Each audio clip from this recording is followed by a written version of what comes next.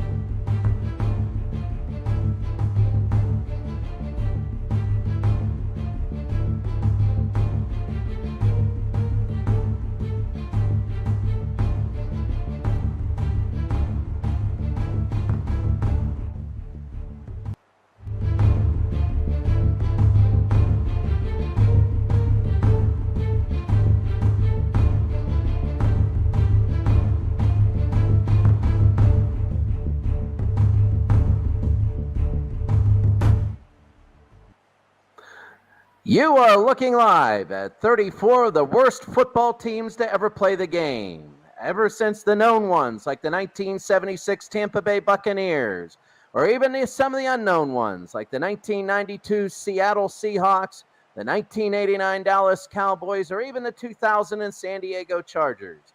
We have them all in a 34-team, 5.5 round bracket where if it's like Little League Baseball when you take your kid, if you want to get out of there as quick as possible. So if you win, you're done. If you lose, you move on, and you do not want the trophy at the end. I don't know what it is. It might be golden toilet paper, but you do not want it. It's a tournament of avoidance, and today we're going to see actually two okay teams go at it, but these are the lowest SRS ratings of each franchise in the history of the NFL. So how that works is ProFootballReference.com has standard rating, simple rating system. It is the SRS, the simple rating system, and it rates a team relative to the year and the league that they play in.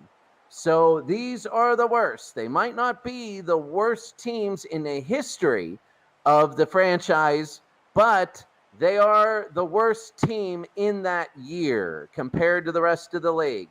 And we have 34 teams. As you can see, we have 30 shown, and we have 2 blanked ones. Remember, the higher the ranking, the lower the ranking, the 31st and the 32nd seeds, they have better SRS ratings than the top-seeded teams. Remember that you want to lose, so you want to win, so you're out of it. The losers move on. So now we're going to take a look at today's play-in tournament.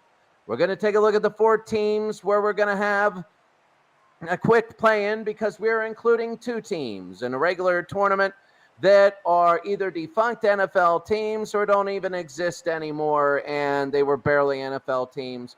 But we'll get to them in the next round. The game of today, the first round is Baltimore and Minnesota. The second game is Houston and Chicago. For Baltimore, they're the 1996 version, the first team that was in Baltimore. Ted Marchibroda as the head coach, and Vinny Testaverde with Bam Morris. Not bad, you say, but they were still new and they needed to work on a few things. The next one is 1962 Minnesota. An early, young Minnesota team. They didn't have Chuck Foreman, but they did have Fran Tarkenton. Right out of the University of Georgia, Fran Tarkenton was running for his life, literally. That might be where he got his scrambling abilities from, is playing on Minnesota before he went to New York, and then he got back to Minnesota after Joe Cap retired in Super Bowl IV. So we're going to take a look at today's matchup. Today's matchup will be the Baltimore Ravens of 1996 and the Minnesota Vikings of 1962 in Baltimore. In Memorial Stadium in Baltimore, it is quite fitting that nature saw this game and is trying to flush it, as it is a heavy rain in Memorial Stadium, one of the biggest dumps I wish I could go there, but everybody has said that Memorial Stadium needed to go right after it was built in the 1950s. But Baltimore and Minnesota share the same thing. They're very highly ranked on the worst teams of all time. There are two types of really bad teams. There's many types, actually, but these are the types that have young talent. If you were in 1962 Minnesota, in just 9 years, the core and the nucleus would go on to the Super Bowl, Super Bowl IV, where they were actually just as big of favorites as the Baltimore Colts the year before, and they ended up the same fate. So that was probably the best team in Minnesota history. It was their highest SRS ranked team ever, 1969. And Baltimore, the same sort of situation. In just 4 years, they would go and win the Super Bowl 34-7 against the New York Giants.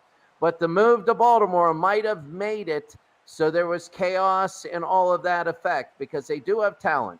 Quarterbacks again, Vinny Testaverde for Baltimore. He is 2 years removed from an AFC championship game with the 1998 New York Jets. With Fran Tarkenton, he would go to New York. He would take his lumps, but then he would go into 3 Super Bowls in Minnesota. And he would play there, losing all 3, but he's fresh out of the University of Georgia. They have some players that you might know, but they still have to assemble and play cohesively. So from Memorial Stadium here in Baltimore, it's 1962 Minnesota versus 1996 Baltimore Ravens. And we are ready to go in one big toilet bowl as nature flushes it and we're underway. Minnesota's going to kick off to Baltimore here early. And it's going to be returned out of the Ravens end zone. Here's Lewis. Lewis going to go up to about the 20. Makes a couple moves to the 30-yard line, and he's going to go down. Lewis to the 31. It'll be 1st and 10 for Baltimore. So Testaverde will take over. Morrison, Biner in the backfield. Jackson and Alexander will be the wide receivers here. It'll be 1st down and 10. Van Morris, of course, coming from the Steelers. They pitch it to the near side, and there's Biner. 2nd down. And he's going to get about a gain of 5. It'll be 2nd down and 5. Ernest Biner, of course, Cleveland Browns and Washington Redskins. 2nd down and 5. Testaverde again. And here we go. Testaverde to throw. He's going to throw quickly, and he'll be caught by Alexander. And he's going to run it. He's going to outpace everybody. Alexander could score early, and he will score early. And it's going to be 6-0 Baltimore. Touchdown. Early on, a 64-yard touchdown. Testaverde to Alexander. And it's an early 6-0 lead. Watch this, good protection, and that's the one thing you're going to see. Minnesota didn't have the front 4 big, and what it is it's missed tackles right there. Yes, he's doing a couple push-ups, but they did miss the tackles. And then his speed went over, and I think Minnesota wasn't ready for that. A lot of people think Baltimore, they think a lot of heavy running game Touchdown. And defense, and it looks like they cramped people up there. They were playing a run of 4-3. They were playing an undershift, which means it's about a 50 defense, close to it.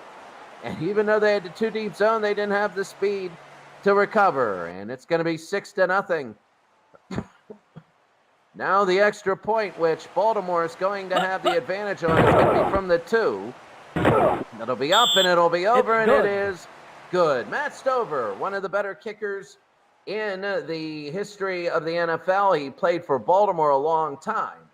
And Baltimore has a 7-0 lead. Early on 2 plays, 69 yards. And Minnesota, the question is, how are they going to do it? And are they going to come back? And Stover will kick off. What a long touchdown. That was pretty good. So it's going to be a short kick. Stover never had the big ones, and Reed will return. Reed to the 30. Reed up to the 39. And it'll be 1st down for Minnesota. One of the things to remember is just offense is so much harder than defense on here. And you're going to have Tarkenton, the running back, Mayberry, and Mason in the backfield. Rickow and Donahue. Well, how did they give it to Mason on the far side? 2nd down. That's going to be a gain of 3. It'll be 2nd down and 7. Of course, Baltimore's Memorial Stadium natural grass, you're going to see missed tackles. So it'll be 2nd down and 7. Tarkenton, the blitz is on. He's going to throw quick, and it'll be incomplete. It'll be 3rd and 7. So that's the thing for Minnesota in their first possession. 3rd down and 7.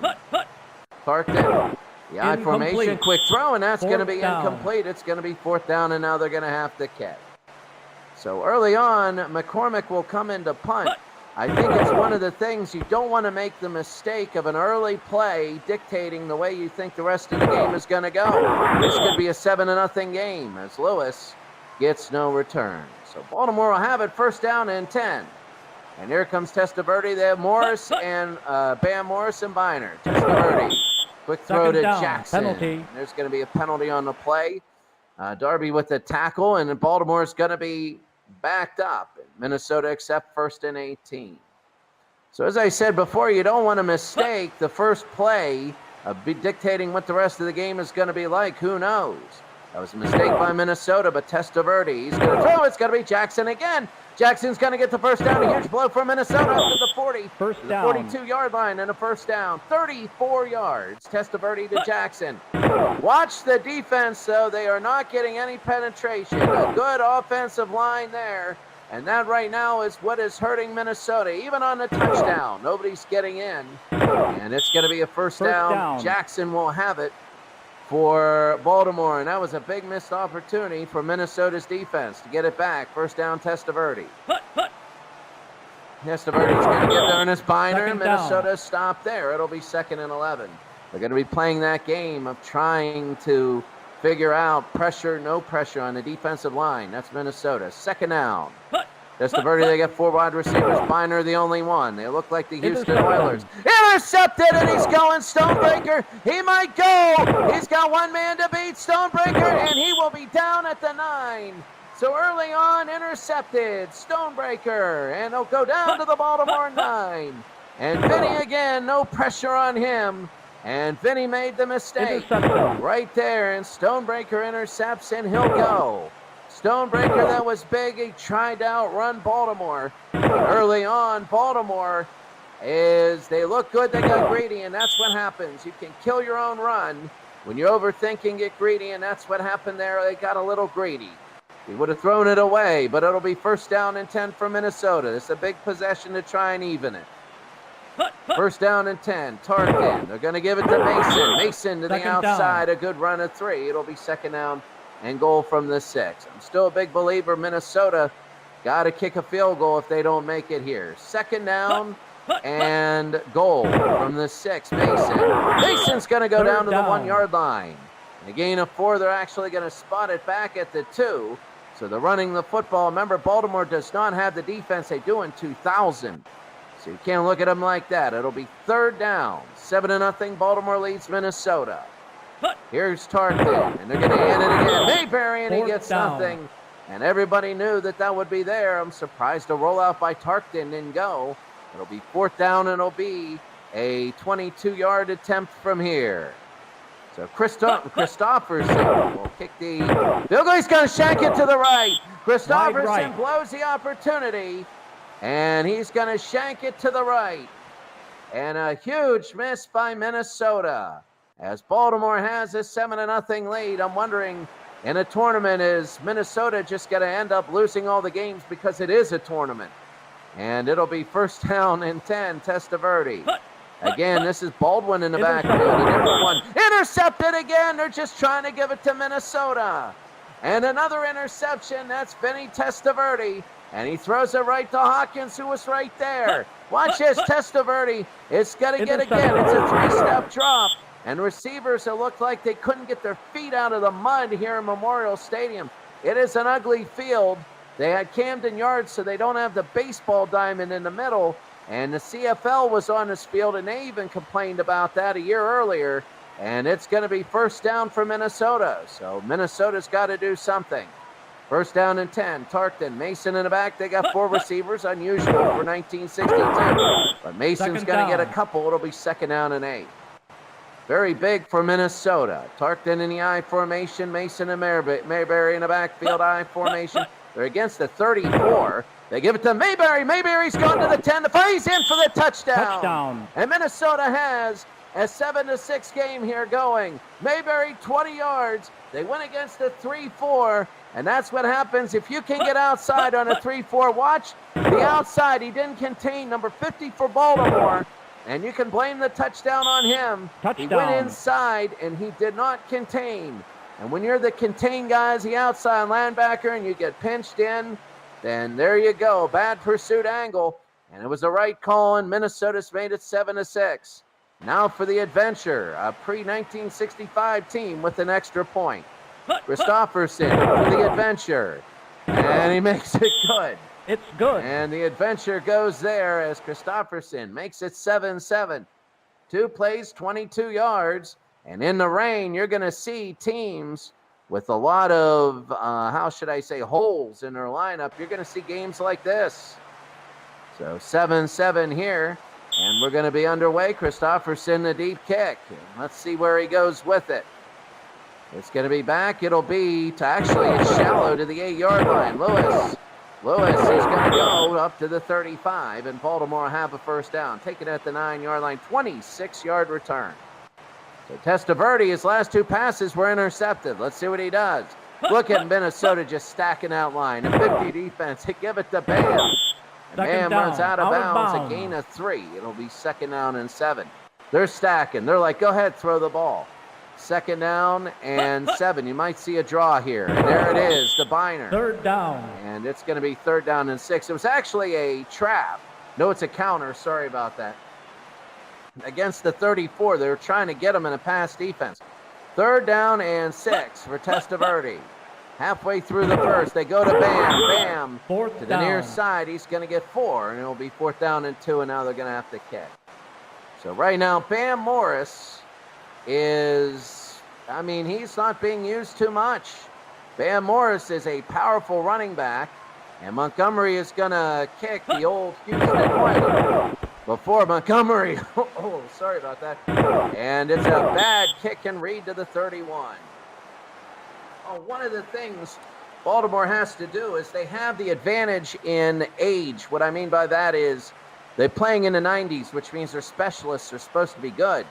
And if they lose the specialist battle, that's a major, major advantage that the newer teams have over the old ones. And if they lose that battle with that terrible punt, they're going to lose field position. That's a major blow to them. So it'll be 1st down for Minnesota and Tarkton. I would see a rollout pass maybe here soon.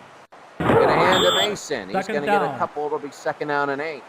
And they are setting up that offense where you just fake the handoff in that big 3rd down play. 2nd down and 8. The handoff to Mayberry up the middle, and here it is. It'll be 3rd down and 5.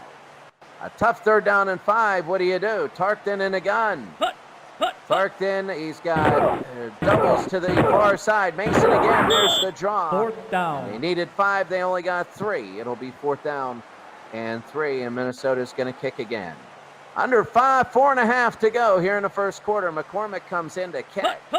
62 Vikings, and they rushed a little bit. Let's see how that affects the return. Okay, punt. Here's Lewis. Lewis is up to the 29-yard line. It'll be 1st and 10. I see Baltimore, and I keep wanting to say Ray Lewis, but he was the linebacker, number 52. And that, it's just an automatic. I know I'm going to say it one of these days.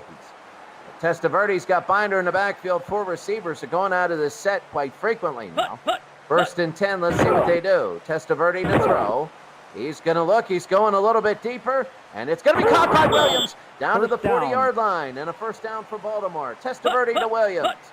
Again, Minnesota, not that much pressure. He's not getting pressured, and it is hard to get a pass rush.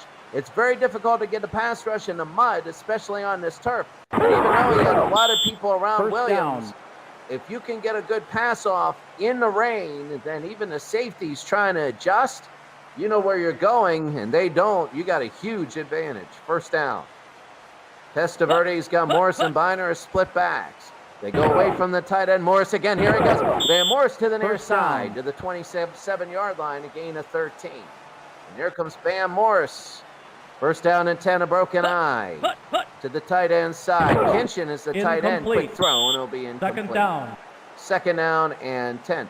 Bam Morris, a lot of times teams will hold their running backs if they're a running game to the 3rd and 4th quarter and then really pound them in the 3rd and the 4th quarter and just beat the heck out of them. 2nd down and 10. Testaverde with Morris and Biner in the back. Testaverde, they go to Biner. He's only going to get a couple. It'll be 3rd and 9. It'll be a 43-yarder if they don't get a yard here. third down. Testaverde and Biner in the backfield. They got trips to the far side. Quick throw to Williams. Down. And that was field goal yardage. That was just strictly field goal yardage. Testaverde completes it for 6. It'll be a 37-yard attempt. So here's Matt Stover. And let's see what they can do here.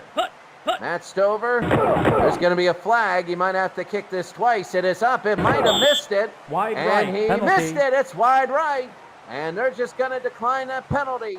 And Baltimore is really losing the special teams game. That is a big advantage that is just going down, pardon the pun, the toilet here. As Baltimore, Minnesota will decline it. And Baltimore still has a 7-7 game. So Minnesota will take over. They got trips to the near side.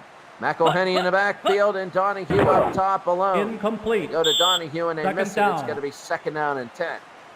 They're trying to get that one-on-one at the top of the screen. 2nd and 10 for Minnesota.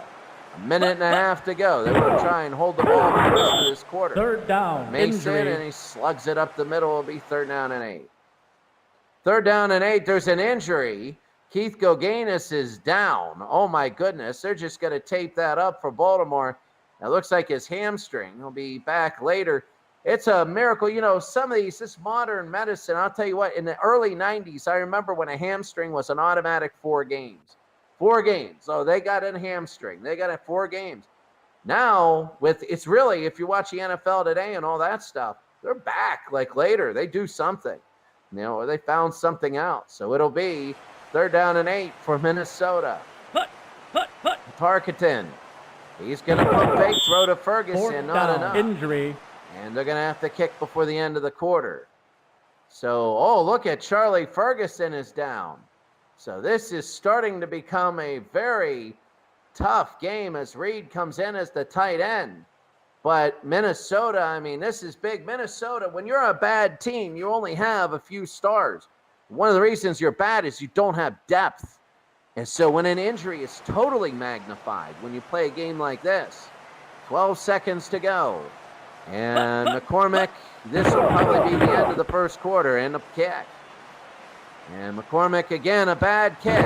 Here's Lewis up to the 35. It allows the coverage to be in. Stover, I'm surprised. There should be one more play. 6 seconds. Testaverde with Morris and Biner. Testaverde, and that's going to be incomplete. Down. And that's probably going to end the first quarter. And no, they got a second, a hometown second. 2nd out, Testaverde. And they get to Alexander. At the end of the first quarter, it's Minnesota 7, Baltimore 7, in a game with only 5 first downs.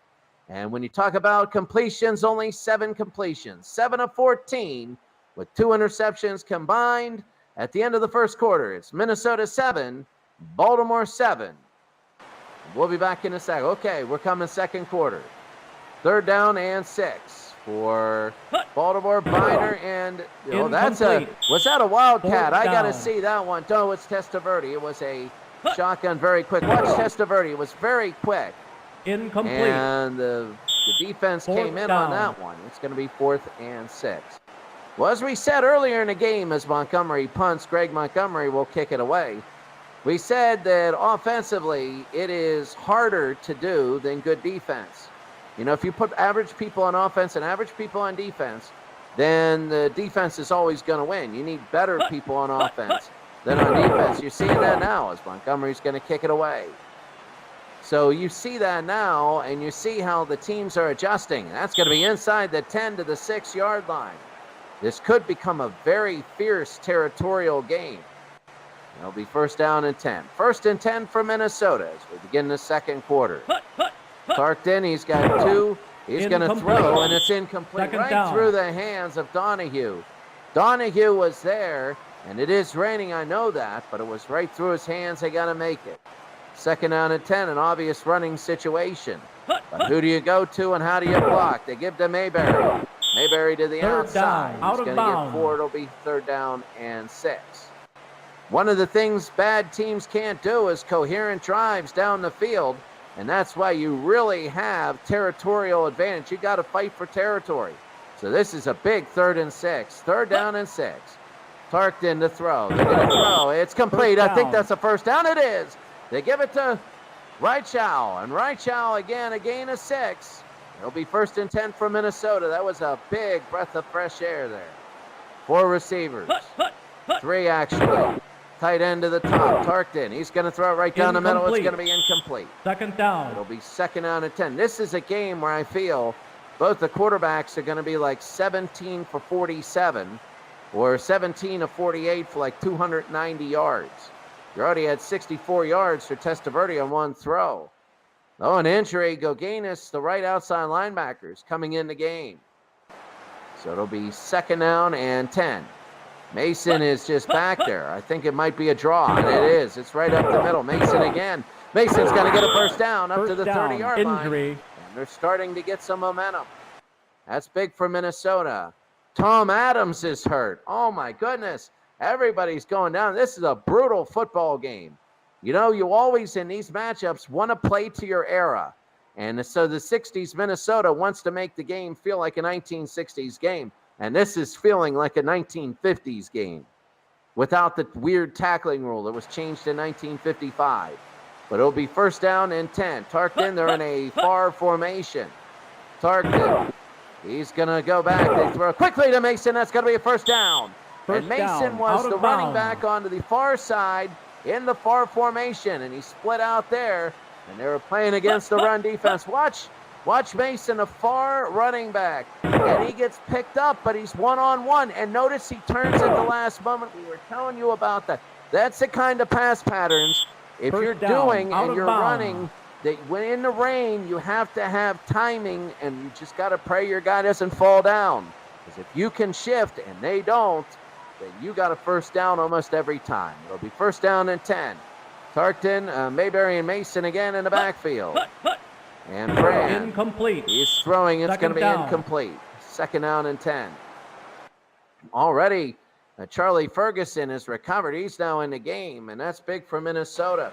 The question is, do you want him throwing blocks right after this? I guess you do. 2nd down, split backs.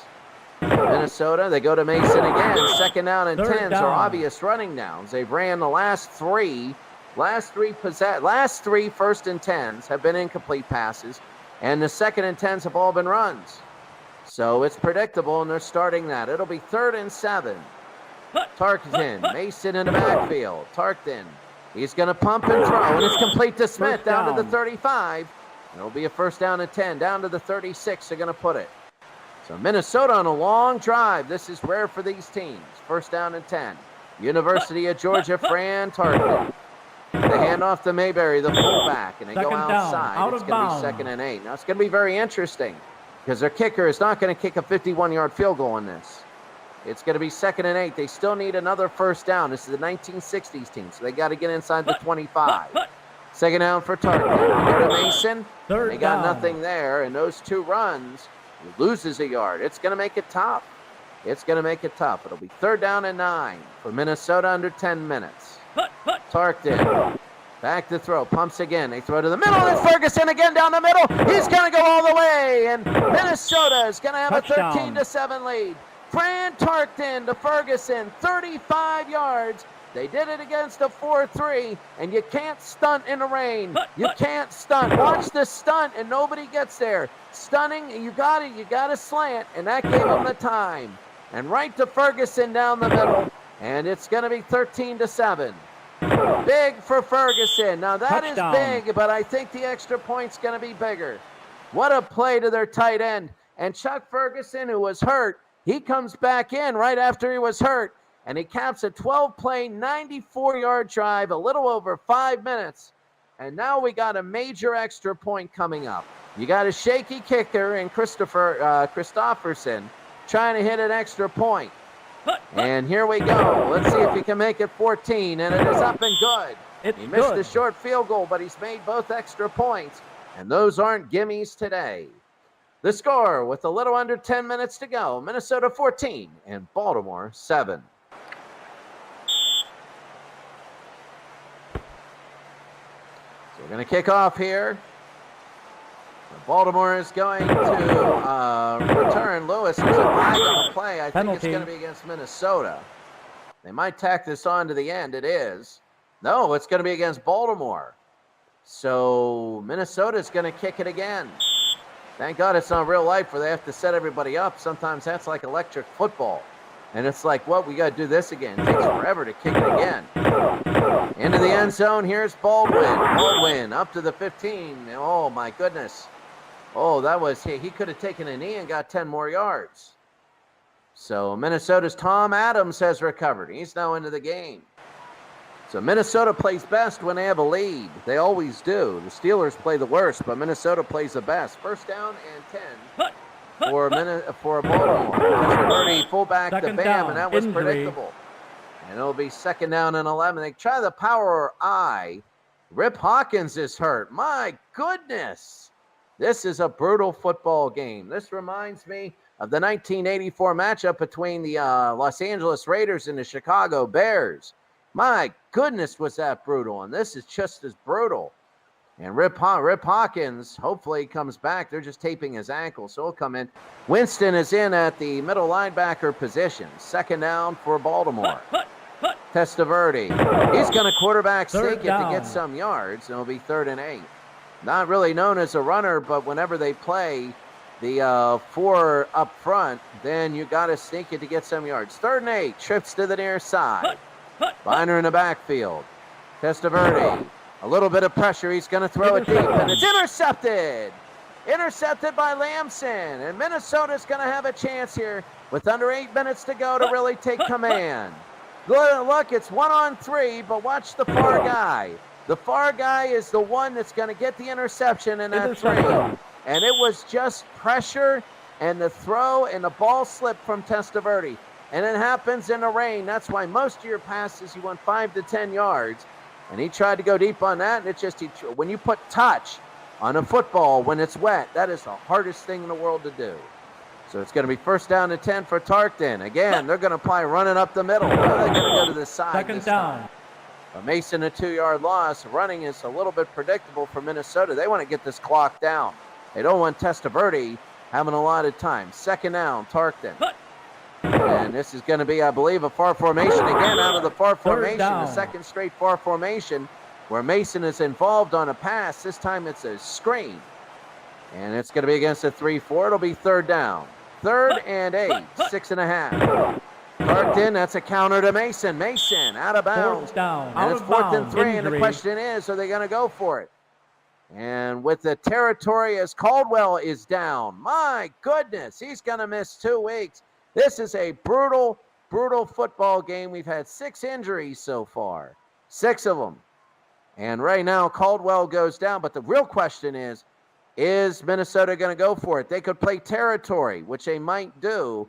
But then there's got to be a place, and they're going to play territory. McCormick's going to come in to kick. They're not going to kick the field goal, so now they're going to try and pin them. And that's going to be off to the side, inside the 10, and they go to the 5-yard line. So McCormick did a great job there. Could have been disastrous had it go out of bounds. It would have been 15-yard punt if it goes into the end zone. It'll be first down for Baltimore. Testaverde, they are pushed back. The quick throw to Jackson. Second down. And Jackson will go to the 11-yard line. I'm wondering if it's Michael Jackson, the wide receiver, because 96 Baltimore was Cleveland, and Michael Jackson played for a long. There it is. Michael Jackson is hurt. His 7th injury. Michael Jackson from the 1980s, a great wide receiver. He's going to come back into the game, but Lewis will come in.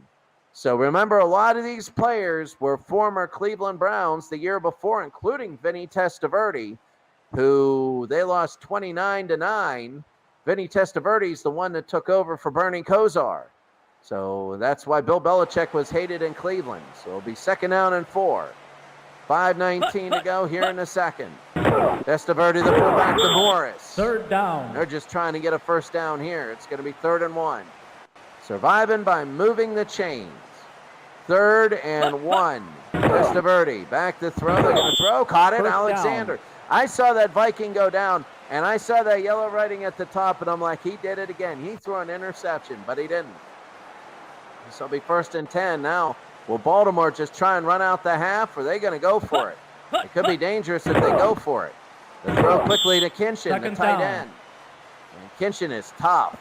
He's tough. He reminds me of Benning Cunningham in the 1970s, and the Steelers just can't tackle him. And Jackson will come in back to the game, the tail end of Michael Jackson's career. he was a force for the Cleveland Browns. He was one of those receivers that would take a slant pattern and go 80 yards with it. 2nd and 4. Testaverde, 3 to the near side. Incomplete. The quick throw, and it's going to be Third incomplete. down. 3rd and 4. As Testaverde, they have to, this is kind of big. If they get a first down, they can really run out the half and control the clock. 3rd down, 3.5. They go to Bernd Binder, and he gets nothing. Just a simple yard. Presto with the stop. Ernest Binder, a 1-yard gain. It's going to be 4th down. They trapped when they should have. You trap against an even front. If you got 4 in the front, you always trap. If it's 3, it's an ISO. And Montgomery will catch. So Greg Montgomery, the Houston Oiler, the old one. I mean, I just keep thinking of that. He's playing for a rival team, really the Browns. And then they turned into Baltimore, and that's going to be a flag on the play. Montgomery, a 39-yard punt, offsetting, really offsides, and then the defense ran into the kicker. They're going to do this again. So they're going to start taking time off this clock in a running offense for Minnesota. This might be the difference between a field goal and a touchdown here. To the 30-yard line, into the 39. So weird things happen usually on the second time. A punt happens, a field goal happens, or whatever. So Minnesota 14-7 lead. They're going to have the ball, 2:33 to go. Let's see what they do with it. McElhaney's the only back. Tarkton, the screen. McElhaney to the near side. Second down. He's going to get about 6. And he got 7. It'll be 2nd down. 2nd and 3. And Rip Hawkins has recovered. Rip Hawkins, the middle linebacker, and they're getting back into the game. Tarkton. 2nd down and 3. That's going to be 2 minutes. 2 minutes. Minnesota, surprising, really, when you look at the stats and when you take a look at the lineups and on paper, surprising. Minnesota leads 14-7, and they're driving.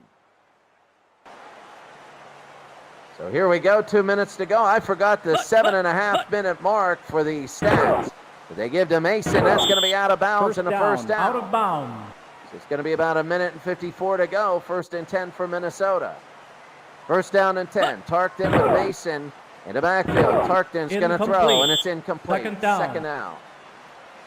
Minnesota, they're in a good advantage now. They want to, you can't turn it over by being too greedy. That's their biggest thing they got to watch out for. Tarkton, screen again to Mason. That screen has worked today. Mason, a first down and more. Down to the 36. And it's going to be inbound, so the clock will go. They're going to use a timeout or not.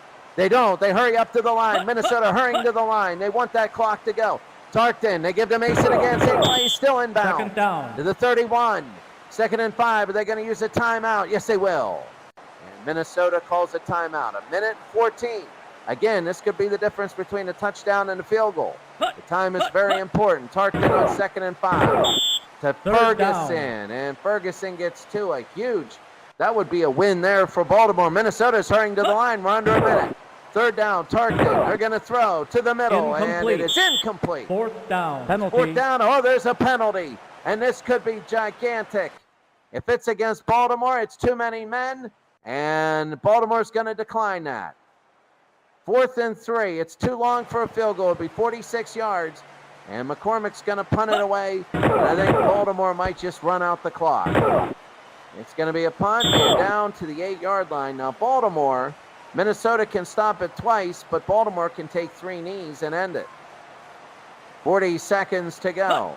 And Testaverde, they're going to hand to Binder. Binder up the middle. It's going to be first down and more. Binder's on the run. Binder up to the 36. That might change things. But they got to call a timeout if they're going to change things. They do call a timeout, so now they're going to start to go for it. 36 seconds to go. 2nd quarter. Here comes Baltimore down by 7. Testaverde's going to fire it, and it's going to be incomplete. Second down. I'm talking about 30 seconds. 29 to 30 seconds left. 30 seconds. 2nd down and 10. Very big. They need a quick hitter. Testaverde chased. He's sacked. He goes out of bounds, but he's sacked. And it's going to be 3rd down and 17. Oh, that was a huge sack. And now basically, if you want anything, you got to throw it deep. Watch Testaverde, the right guard, just let him through. Let him through a miscommunication. And that's what happens with bad teams. These two teams, talent-wise, aren't bad. They have a lot of sparks. But when you play teams that are assembling themselves and all that, that call on the offensive line. That's what happens. That's why they're bad. Not for talent, but because of communication, cohesiveness. That was a prime example. Third down. Liner in the backfield. They got 4 receivers. Testaverde, he's going to roll it out. He'll throw, and it's incomplete. Fourth down. And now they're going to punt it away. Well, Minnesota's got to be careful. There's 17 seconds to go, 18. And now Montgomery's going to kick Minnesota, depending on the return. They got to be, this is a punt. And it's going to be angled to the near side, a good one. Actually, a very good one, to the 21, to the 22. Reed will have it. It'll be first down and 10. 12 seconds to go, and they might just run it. Let's see. Tarkton. They're going to throw. Oh, they do run it to draw to Mason. Second down. And they just want to make sure that they have the lead at that. Oh, no, they call timeout. So they call timeout. Tarkton again. They're going to throw, and it's incomplete. They're going to have a second to go. 1 second. So it'll be third down and 8.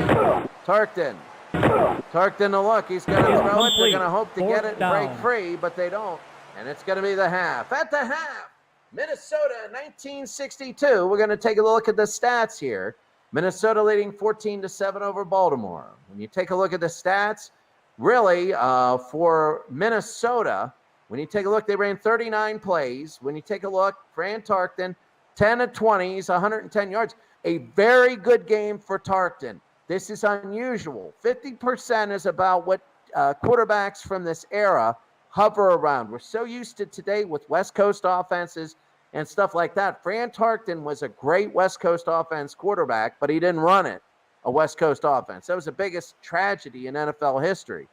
But Fran Tarkton, 50% is really good in the offenses they ran, and he's running that right now. He's doing his job.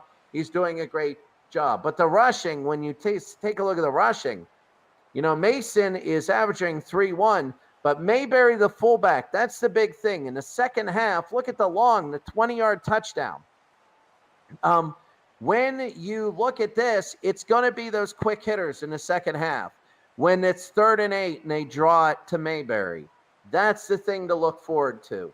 Mason is going to be the sacrificial dummy, and Mayberry's just going to get the wide open looks right through the middle, look against the forefront if they keep running a 4-3 defense. Receiving wise for Minnesota, it's spreading the ball around. Just Tarkton does that. Mason is getting the catches because it's a halfback, not because he's open, but they're designed that way. Ferguson really had the 35-yard touchdown.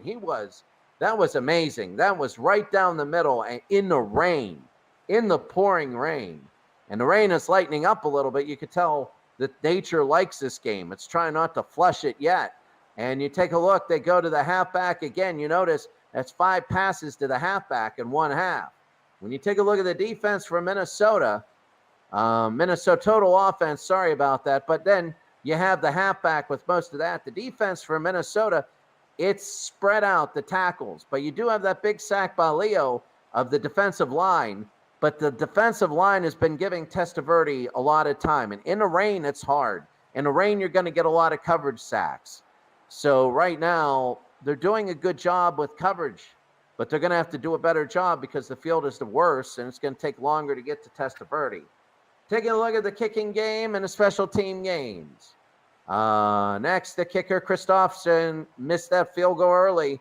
Man, that 2-score lead would have been big. The punting was 5 punts for McCormick, averaging 34-6, which is really good for punters in this era. My God, I tried to simulate old, teams, and sometimes there'd be 20-yard punts and 19-yard punts. This guy's hitting them well, and when you take a look at the returns, they're looking good. Reed with 1 of 29. That's solid. That is solid. And when you look at the punt returns, Butler and Reed again, not bad. 9 yards on a punt return is really good. Punts are like sweeps. You either get nothing, lose a lot, or you get a lot. And getting 9 yards is very hard on a punt return because you got to look and follow your blockers. For the Baltimore Ravens, Testaverde, now he's doing a little bit under. He's 9 of 18, 157 yards, but those 3 interceptions. He's completed 12 out of 18 passes, 3 to the other team. 25% of his passes have been intercepted. 25% of his completions have been intercepted. If you really want to be literal, then 1 out of every 6 passes has been intercepted. But he had that 64-yard bomb, which is Baltimore's only points. I told you in the beginning, you never want to mistake a game by the first long bomb touchdown. You never want to say, oh, it's going to be a blowout, because that never works out. That's usually, more often than not, a statistical anomaly. As you take a look at the rushing for Baltimore, really this has been, you got good averages, but you have really 10 rushes. Testaverde's 3 yards was on a quarterback sneak on first down and on second down and 10. So that made it 3rd down and 7. And so that really was just to try and get some, for a 3rd down. But Bam Morrison, Ernest Biner are not bad. Now the question for Baltimore going into the second half is, you got this going. How do you use it? Because they need a long drive, and they're not getting it through throwing the football. Taking a look at the receiving, they spread it around. You notice that the halfbacks only have 1 catch as opposed to 5 for Minnesota. So they're going down the field, and in the rain, they got to shift that. They got to get those 7 players more in the box so they open up that 5 to 10-yard passing window. When you take a look at the next one, which will be total offense, when you take a look at total offense, you notice it's very specialized. It's either receiving or rushing. It's not like Minnesota when you have a couple people on both. When you take a look at the other one defensively, again, spread around, but no sacks. No sacks. And you have Ray Lewis there. He's a young Ray Lewis. But they really haven't been blitzing too much. I've been looking. The blitz hasn't been on too much. Take a look at the kicking game, and this is where they've really been. Matt Stover, that was a short one. He missed a field goal and he missed a field goal. He made his extra point. But Stover was a little bit, I would give him that, but he missed it wide right. And the next one, the punting, and Montgomery has picked it up. The first couple punts weren't good, but he had a 54-yarder in there.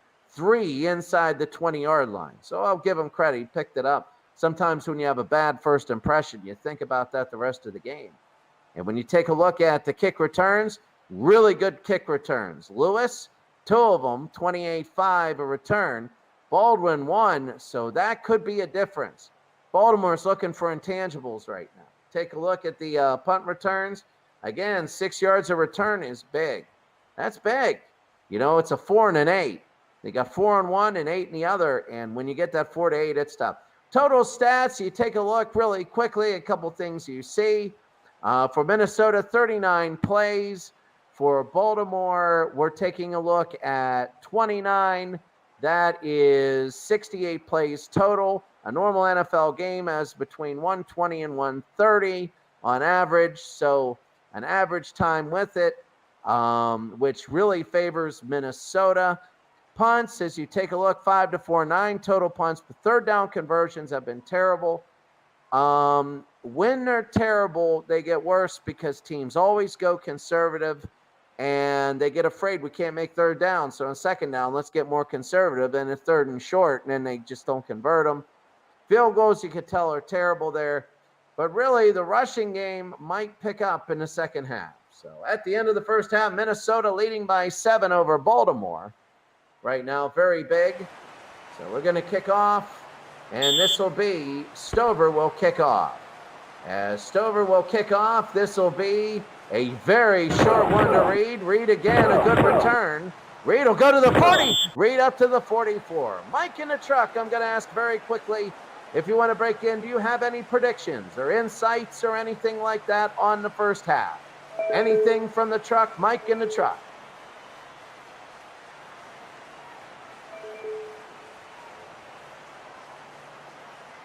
So this is like Monday Night Football. It's okay. I cannot hear any of the. I can't hear any of the. There it is. I'm getting something ringing, but I don't know. But that's okay. It's live TV. It's like Monday Night Football. So we could just go on to the next down. I can't hear it, but it's okay. So let's go first down. Perfect. I can hear you now. How's everything in the truck, Mike? In the truck? What are you? Any stats, insights, anything? I think Baltimore's going to come back. I'm not going to call it a day.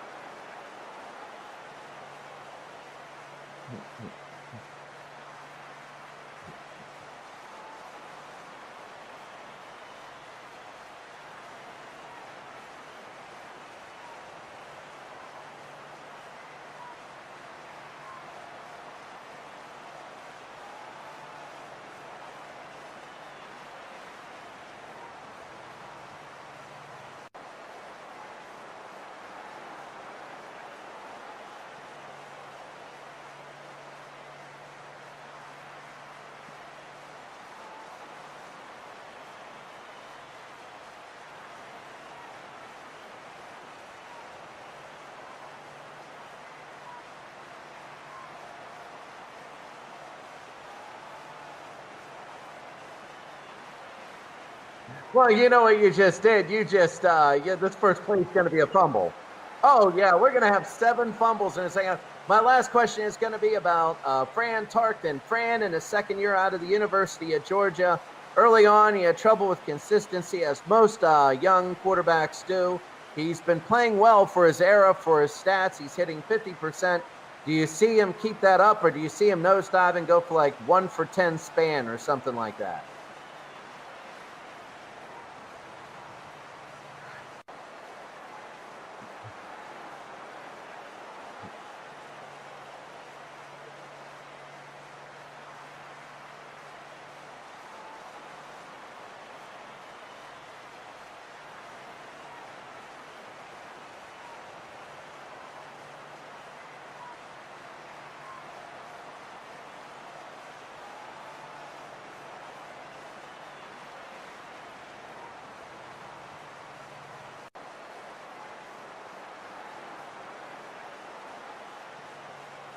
I agree with you. It's again, it's like Little League Baseball. You want your kid to win, but when they're out of there, you're like, oh, Sunday at 8 in the morning, I'm out of here. So I get to, yay, that's great. I get the rest of the Sunday. And when they win, you're like, oh, yay, yay. But oh, our next game's at 3 in the afternoon on a Sunday? What in the world?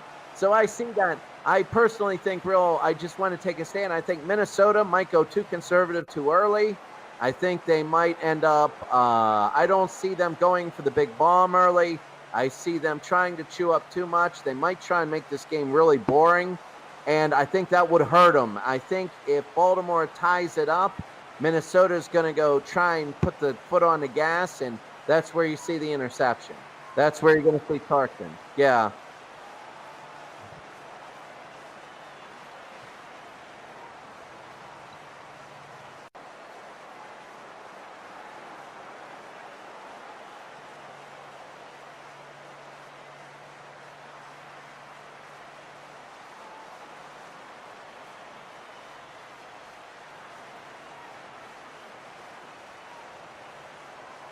Yeah, I would say with 2 bad football teams, usually when they're bad, these are the most apt people to give up like 28 straight points in like 3 plays.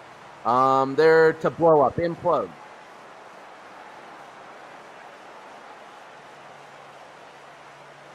Yeah,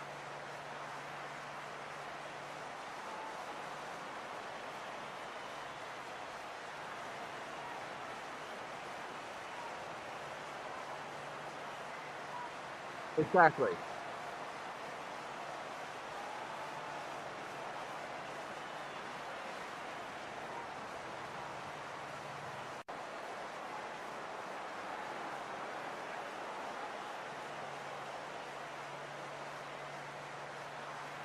Well, thank you, Mike in the truck. Thank you very much. We'll go to you at the beginning of the 4th quarter. We'll get your insights. We'll have stats at 7.5. We'll check in at 7.5. We'll check in at the beginning of the 4th, and we'll also check in halfway through. We'll do a TV timeout in the middle of the 3rd, first end of possession, past that. So thank you very much. Let's see what happens. I think Baltimore's going to do a lot more screens also.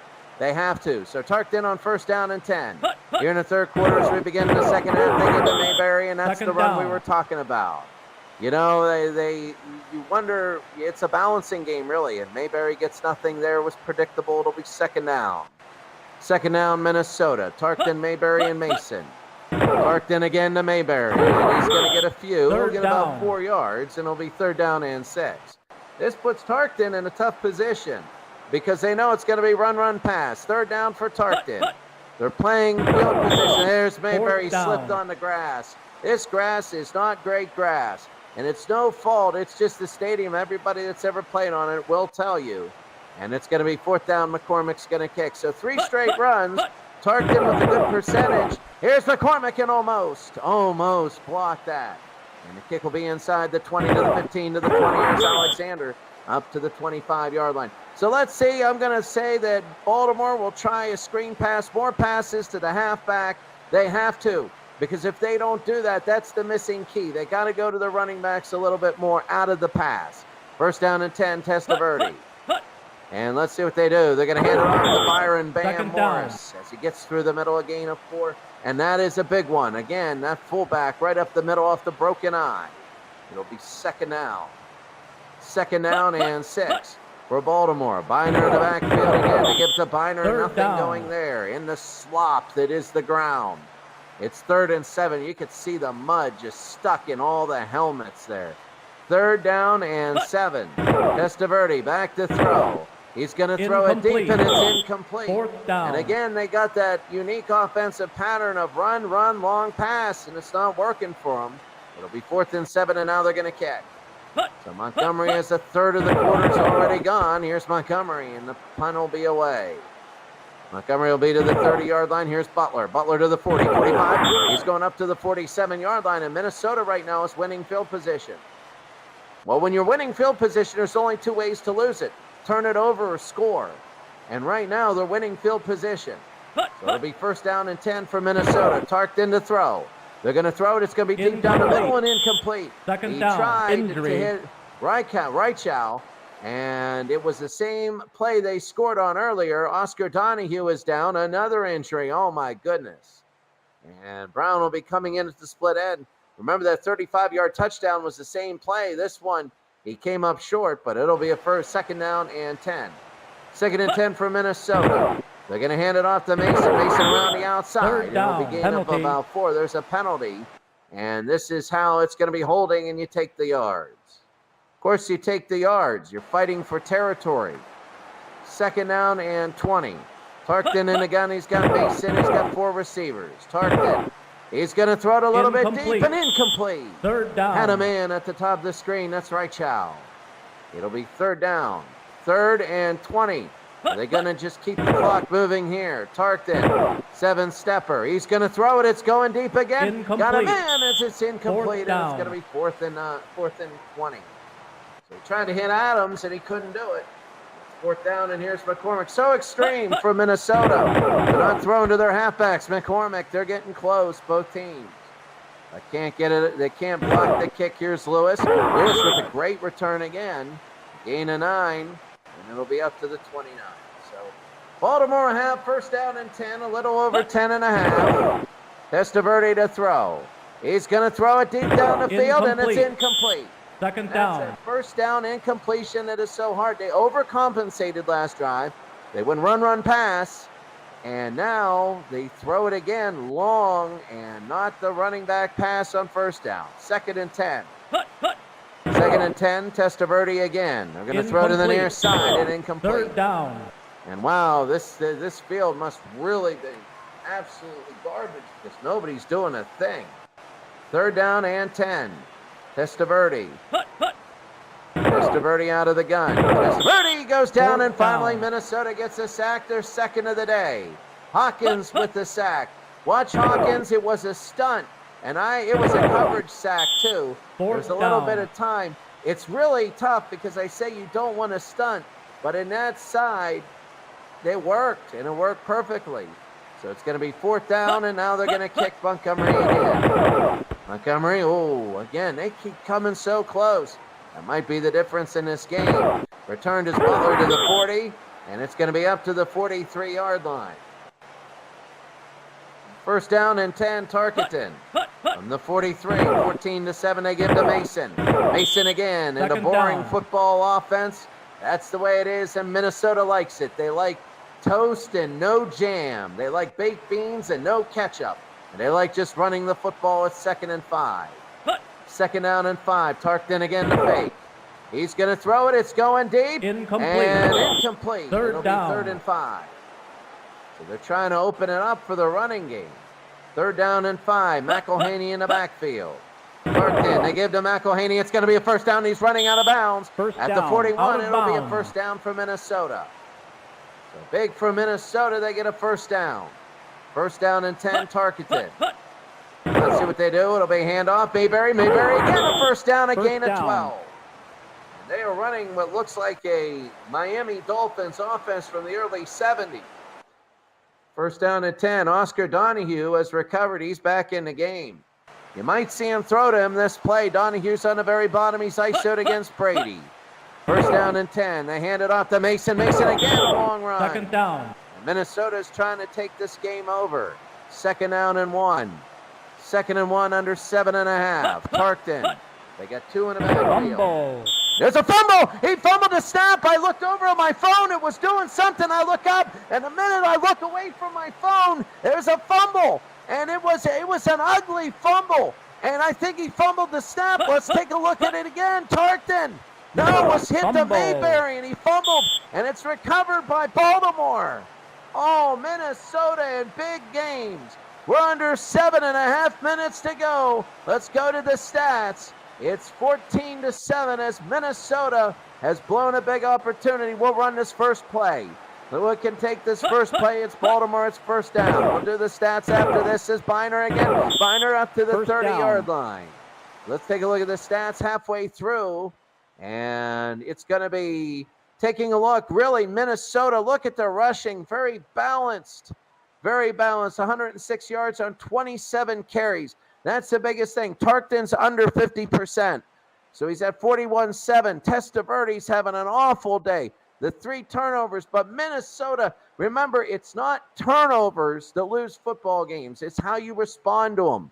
And we're already up to 13 punts. You know what I said before of my axiom about football games with bad teams is you have 19 points and 19 punts. And right now we have 21 points and we're headed towards 19 punts. So 3rd down conversions are terrible. Mike in the truck, what do you see so far? It looks like Minnesota's running game is absolutely doing a great job here.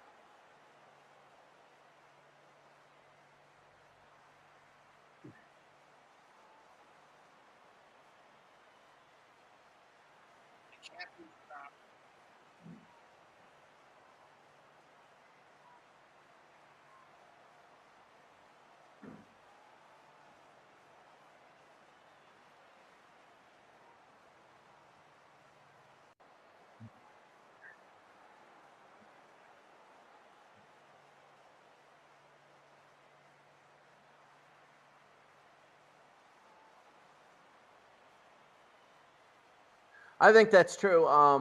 When I take a look at this, I wouldn't be too hard on yourself, and because you might have to jinx a whole franchise, because Minnesota fumbling when they're about to take command of a tournament game or even a championship that we known as the big game, that seems to be, you have to be a Viking to do that. So maybe, we overlook that. But yeah, you're right. First possession, they go right down the field, but it's how they respond. So if Baltimore goes to 3 and out, then okay, that's like a missed field goal. That's like a punt. So I think it's going to be responses right now. So it's going to be very interesting to see if Testaverde starts to go to his running backs. If they run a screen pass, I'm going to make this prediction. If they complete a screen pass, that thing's going for over 20 yards, the first screen pass. So we'll have to see. But here we go. It's going to be 1st down and 10 for Baltimore. And they give to Ernest Biner, and he said, well, that was a replay of the last one. It'll be 1st down and 10. I almost looked like a genius there. I should have said, I think they're going to Ernest Biner. But it'll be 1st down and 10.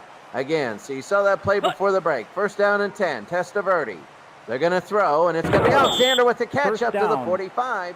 And a 1st down, Dave Osborne with the stop. Up to the Baltimore 46. It'll be 1st down and 10, 6 minutes to go. Morrison Biner again.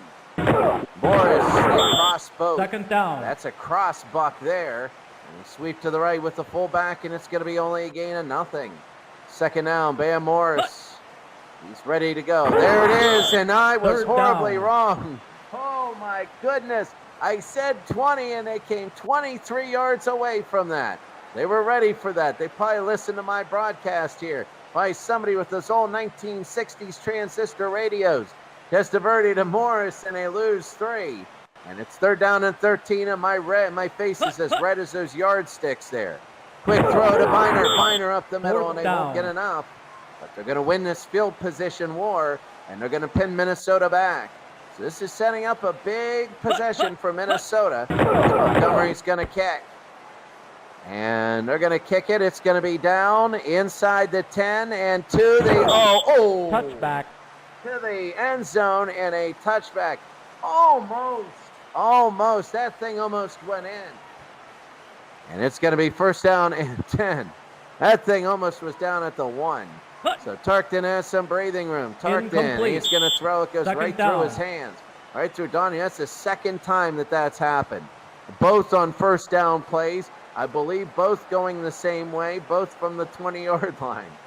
Second down and 10. I got to look at that one in a second down and 10. I got to look at that one when I replay this game. Tarkton intercepted, and this is the big one. This is Kroll with the interception, and Tarkton, again, he throws the interception. He's pushed, and we were talking about that 1 for 10 spot. And you called it, Mike in a truck. He called it. He said, hey, you know, we talked about also the running game not working and then the interception. We kind of saw this coming, and the question is Baltimore going to respond to this? They got this thing gift wrapped, and now Minnesota's having the implosion. But let's see what Baltimore does. First down, they give it to Bam Morris, and Byron Bam Morris gets 5. It'll be 2nd and 5 off to the tackle to the left. I mean, my goodness. 2nd and 5 for Baltimore. Baltimore, Testaverde to Biner. Biner up the middle and a first down to the 10-yard line. And he holds on to the ball, too, as it's going to be first down and 10. We're talking about fumbles, and we have Ernest Biner in the backfield. First down, Baldwin. And Testaverde's going to roll out. He guns it to the end zone. Touchdown, Michael Jackson. Touchdown. And the former Cleveland Brown, which stayed on and became the Baltimore Raven, number 81, Jackson. And he puts it in, and it's a touchdown. A good throw by Testaverde. Turnovers are like spinach and Popeye eating it. Turnovers make you superhuman sometimes. And this is what happened on this drive. Vinny Testaverde finding life off the turnover. And it's now 14-13, and now we have an adventurous extra point. 3 plays, 22 yards, and almost a minute and a half. Sure.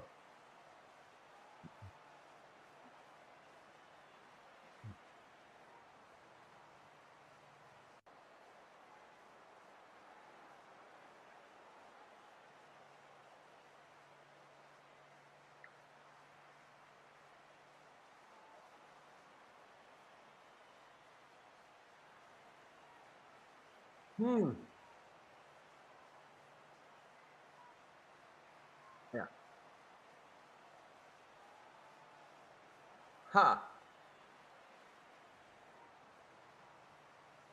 So that's good. That's good. That makes sense why it was number 81. They probably just slapped the 8 on. And, that's why Larry Fitzgerald's 11, because he had to have 2 numbers in the NFL. He was number 1 at Pitt. He loved that number. And they put another 1 on there and said, okay. And that's why Ray Bork in the NHL had 77, because Bobby Orr had 7. And he's like, okay, I'm not getting that, so I want 77. So that's good there. That's a good tidbit. But this is a big one. Can Stover hit this? Because it's raining and it's miserable out. And it is up and over, and it is good. It's good. And Baltimore has tied the game against Minnesota. It's 14-14. Ironically, when I made the prices right, that was my bid. When I made the prices right and was called down, I'm like, hey, 14. I remember Neil O'Donnell's 2 interceptions in the Super Bowl. He actually threw 3, but here's Butler. Butler up to the 40 to the 43. So that's why I bid 14-14. I look at 14-14. I think Neil O'Donnell to Larry Brown, and Larry Brown again. So not the Hail Mary is his last play of the Steelers. So first down for Tarkton. Minnesota, good return. Tarkton to McElhaney. Second Looked down. like a draw there, and it was a counter. It'll be 2nd down and 7.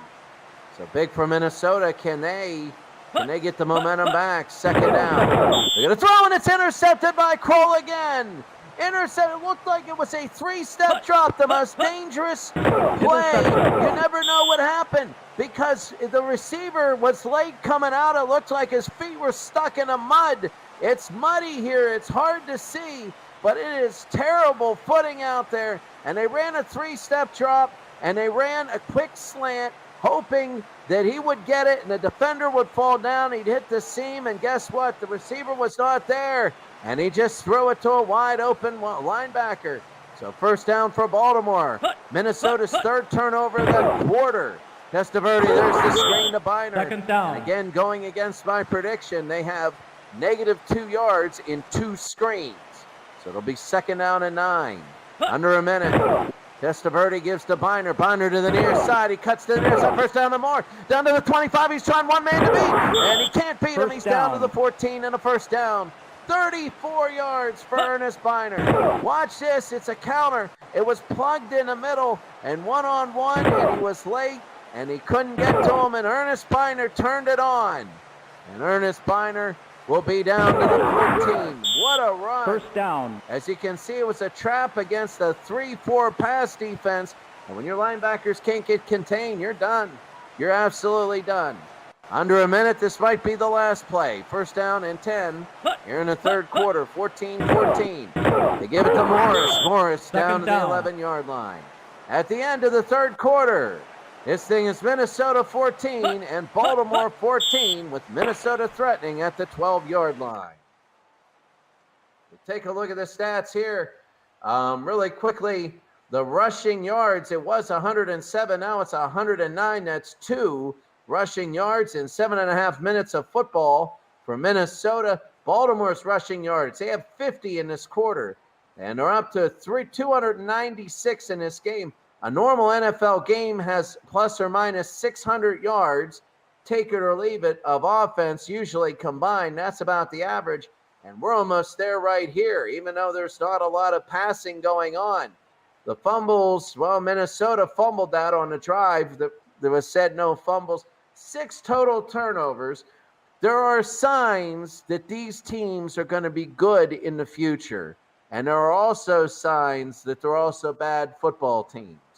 So I think the clutch plays, Mike in the truck, I would say that the one of the things that I'm seeing is for Baltimore is they got to pick up their 3rd down conversions. I think they were 0 for 3 in that quarter.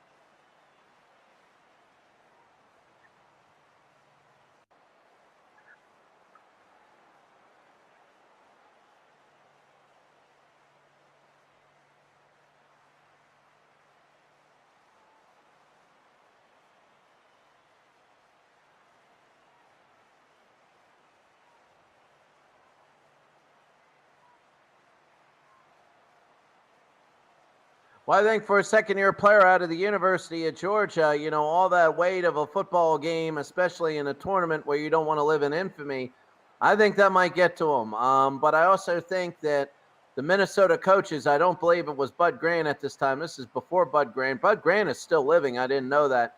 But I think that Minnesota might overcompensate and try the running game a little bit too much and in fear of Tarkenton. And then it's going to be Tarkenton maybe under 5 minutes to go. But right now, we got to see about Baltimore because we don't know. I'm saying right now that if Baltimore turns this football over, you're going to see like the can of spinach. Tarkenton's going to be like this Popeye going down the field 3 for 3 and a touchdown. We got to see, though. We got to see. It's big on. I think Minnesota's defense has to hold. So it'll be 2nd down and 8 for Baltimore. Testaverde. They get 2 in the backfield. Testaverde to throw. He's going to throw, and it's caught by Biner, and a touchdown. Touchdown for Baltimore. Testaverde to Biner, and all that holding and all that stuff we were saying, it's out the window. Testaverde, and there it is. Just as we said, it does turn you into a can of spinach. Boom, he has been great. Touchdown. 2 turnovers, 14 points directly off those turnovers, and it's 20-14. 4 plays, 49 yards. Testaverde after turnovers. I don't even think he has an incomplete pass. And sure.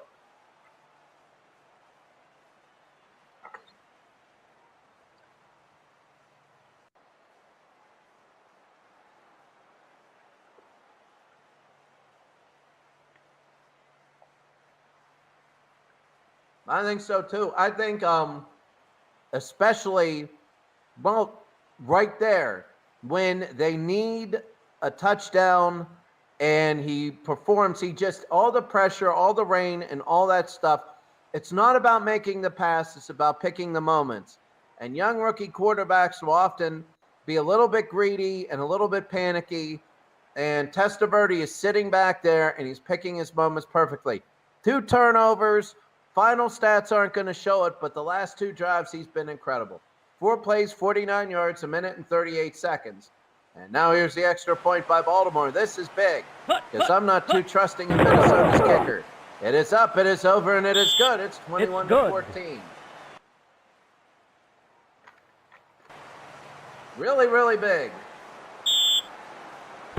Stover to kick. And Stover to kick it into the end zone. 1 yard deep, and here they go. Butler's had some good returns today. Butler, a couple shimmies. Butler up to the 32, and that's a huge help, especially for a second-year quarterback, Fran Tarkenton.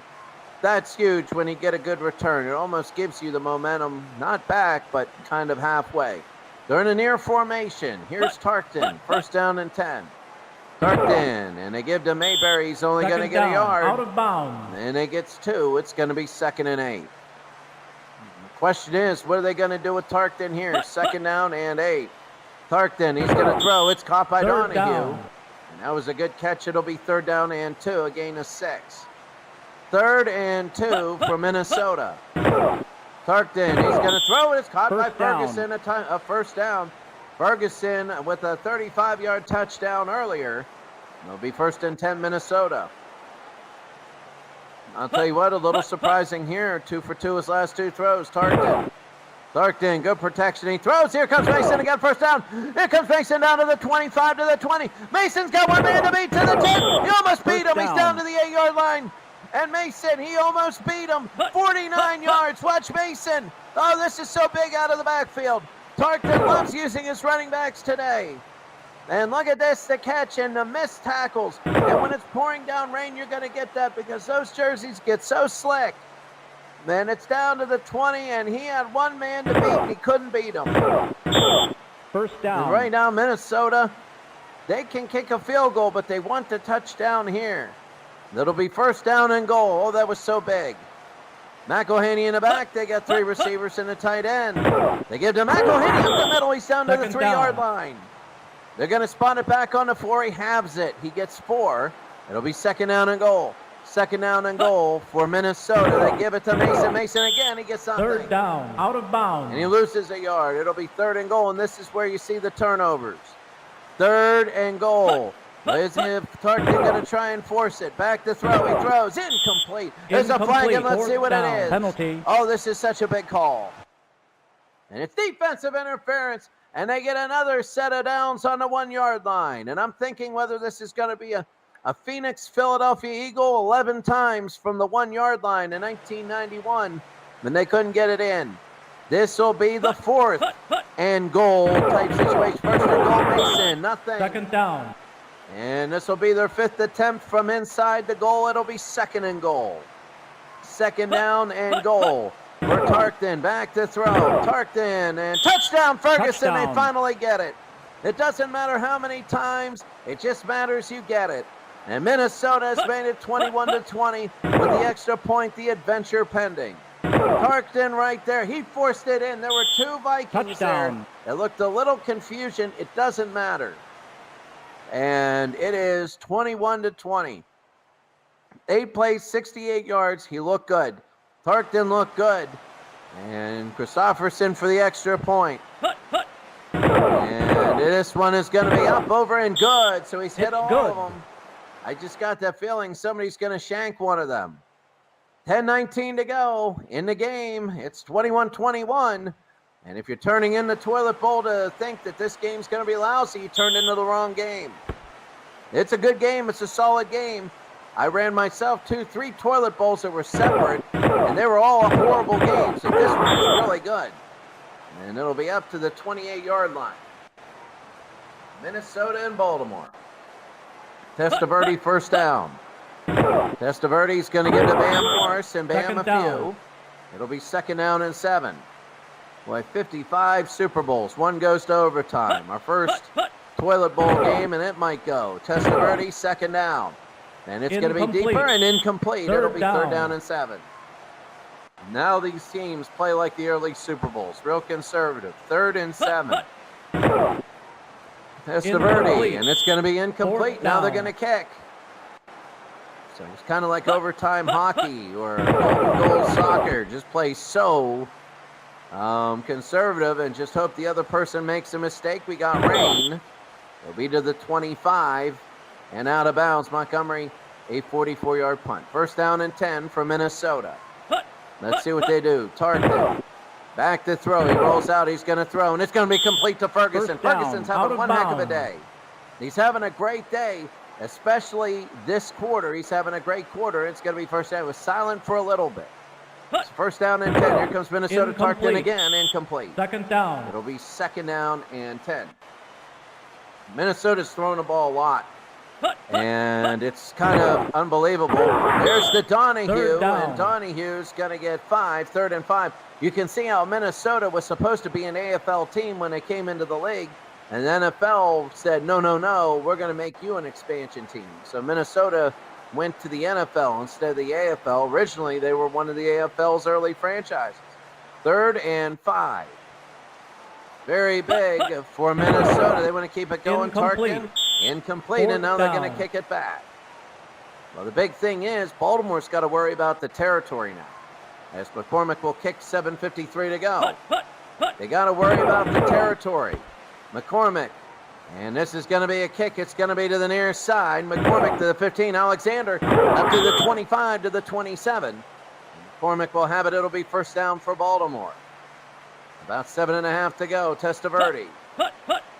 Testaverde to throw. Quick throw. There's going to be Finer and nothing. Down. So 3 screen passes. They have been -3 yards on 3 screen passes. So I'm still waiting for the long screen. 2nd and 11.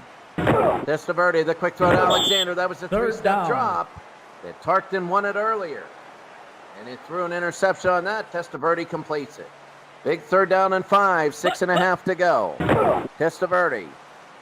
He's going to throw. It's going to be caught by Michael Jackson in the 1st down. Out of bounds. Well, games like this, he's going to get his old number back. And he gets another 1st down. He's had a few today. He gains 14.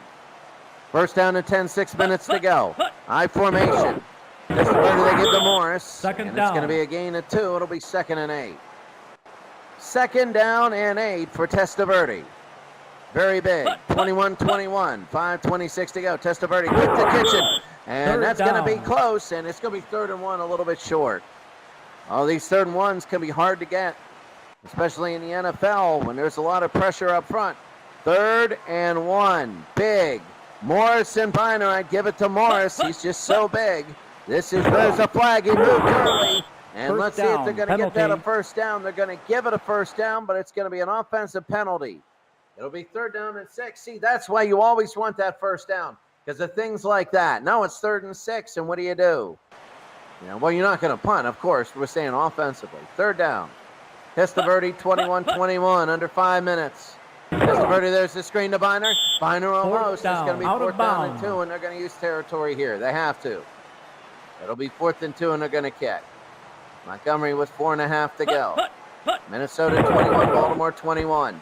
There's the punt. It's going to be low. It's going to be inside the 20 to the 13-yard line. That's his fourth kick inside the 20-yard line. His fourth one. That is great. So it'll be first down and 10.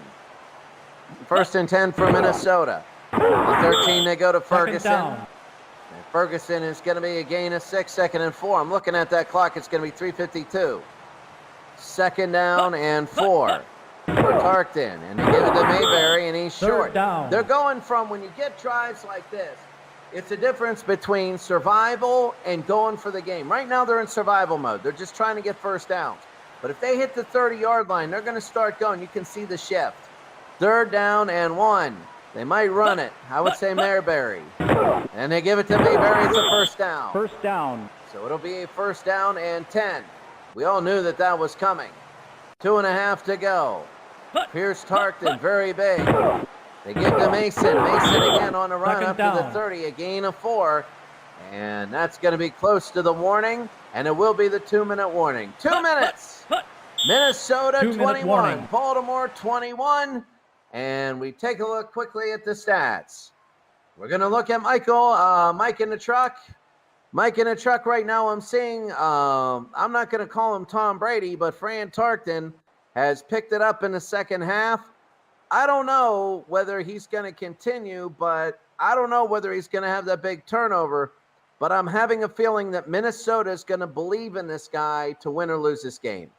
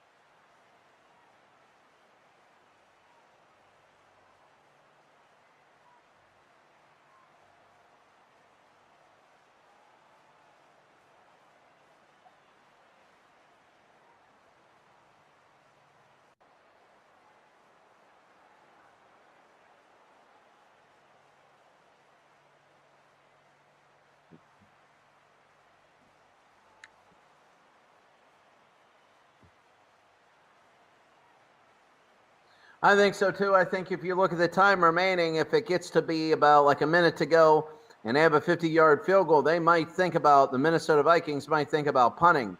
Because if they miss that field goal, then Matt Stover, he hasn't been the greatest today, but he does have a leg and a great leg. And we're up to 17 punts in the game. I always say these games are 19 plays and 19 punts, and we might get to 19 before overtime if we get, but we got to see. We got to see. So let's see what happens here. Under 2 minutes, they come to the field. Here's Tarkton. It's going to be second down and 6. Let's see what they go to. They're going to go to Mayberry and a big stop there. Mayberry, it looked like he slipped. And it'll be 3rd and 10 now. The question is, do they do a timeout? Timeout Baltimore. So Baltimore, a big timeout. That is huge for them. They're going to start using it. 3rd down, Tarkton. Incomplete. The throw, it's going to be 4th incomplete. down. Well, I'll tell you what, that's a little bit, I don't know. I know you want to go for the win. You got to take a look at what's happening here. I don't know. Some people would have ran that and forced Baltimore to use the timeout, but here's McCormick. And let's see what they do. McCormick. And here's the punt. This is going to be to the far side, and they're going to angle it there. Lewis only up to the 35, to the 36. Stover can hit from 60, which would be the 44 or 43-yard line. So the 43-yard line, a couple first downs. They have 2 timeouts. Let's see what they do. First down, Testaverde. Back to throw. He's going to throw to the near side. Incomplete. Second down. It'll be second down and 10. Everybody knows it's going to be a pass. They all do, so look for a draw here. Second down and 10. Testaverde back to throw, looking. Throws to the near side. Incomplete again. It'll be third down and 10.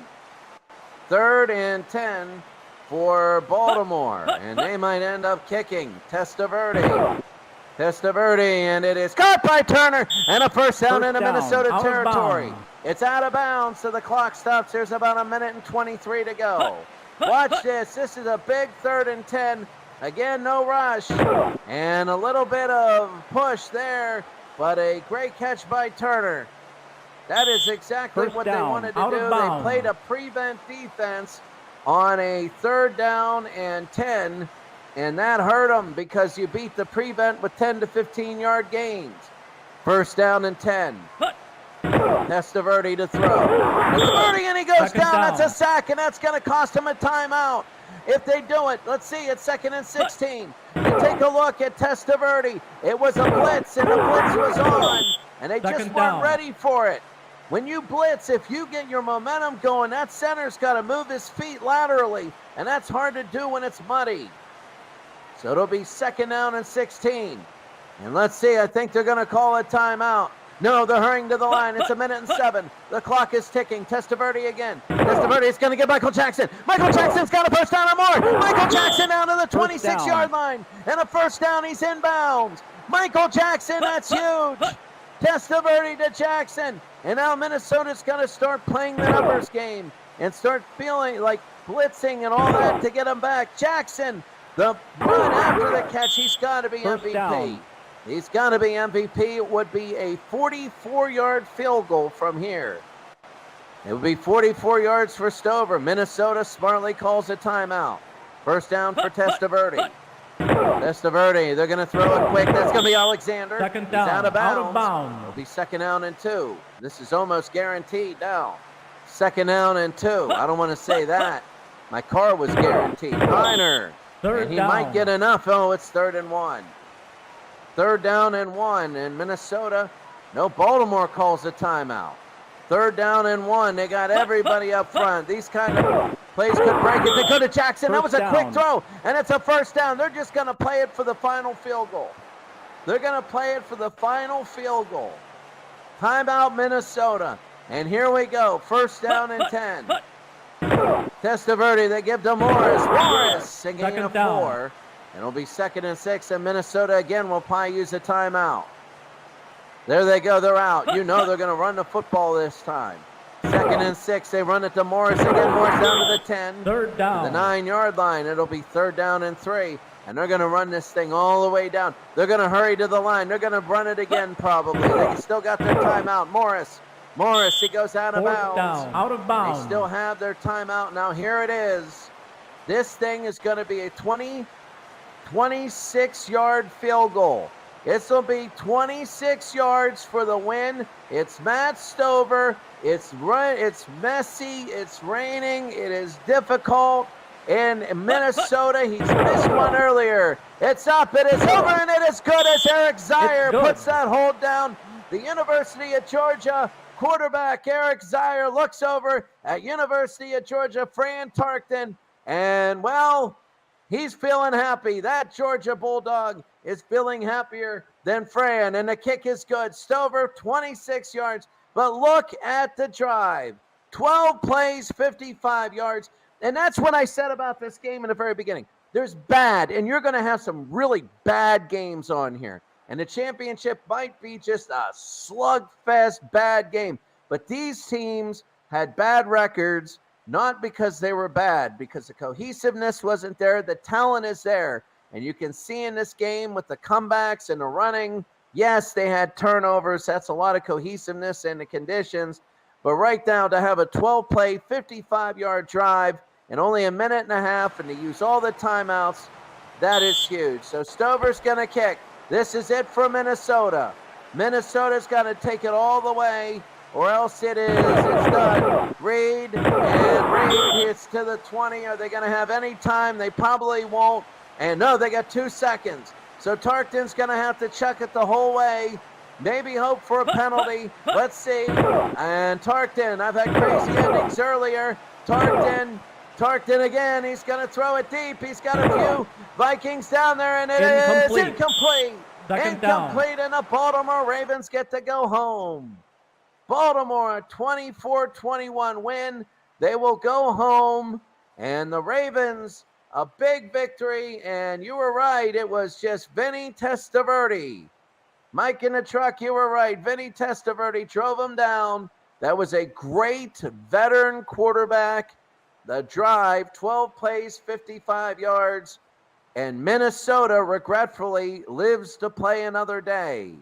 And the Baltimore Ravens, you take a look, there was 711 yards of total offense in this game. 711 yards. Vinny picked it up in the fourth quarter. He was good. They didn't turn the ball over in the second half. There were 18 punts in the game. The third down conversions, it was 1 of 9 after 3 quarters. It was 3 of 6 in the fourth quarter, which was really well. The rushing game for Baltimore was a big difference. It boosted up to 133 yards. It moved the defense up and allowed Testaverde to do a lot of things. And Mike in the truck, I'll tell you, when we look at the stats, the individual stats, I'll tell you what, there were some good performances here. And Fran, who was 10 of 20 at the half, was 7 of 18 in the second half. And he had 1 touchdown and 2 interceptions in the second half. What do you think of Fran? You were right. It was all Fran Tarkton going downhill, and he brought down Minnesota with him.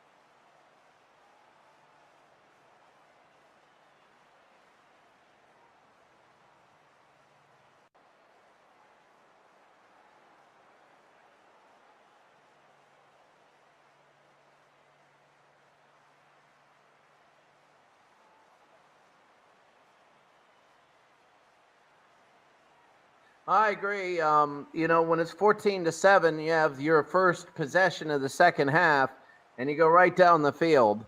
If you look back in Minnesota's history, I kind of joked. I said, you're not responsible for jinxing the franchise, but that's really Minnesota's history. And Minnesota's had many, many games. You remember Super Bowl 11 where they got the turnover and they were right on the goal line early on against the Raiders. And what they do, they turned it over back. And it's like, what in the heck? And you take a look at the Steeler game in the Super Bowl, they were dominated, but they also had, it was 9-6 in the fourth because of a blocked punt. And then what do? They turn it over when they're driving. They turned it over in the second quarter when they were on the Steelers' 20-yard line when Glenn Edwards had that huge hit. And in this game, they fumbled it up the middle, and I should have been ready for it. I was looking at my cell phone. I'm like, whoa, wait a second. What happened there? Because right then I got a message. And I'm like, oh, it might be from school. And I look down, I look up, and I was surprised. I shouldn't be.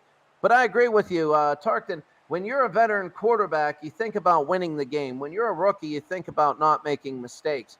which makes Tarkton was in the same position as Tom Brady, a second-year quarterback, trying to make a drive and all that. But you were right. The mindset was, don't make a mistake if you're Tarkton. Just do what you're doing. Vinny's like, okay, I'm going to go out and do what needs to be done. And I think that hurt Minnesota.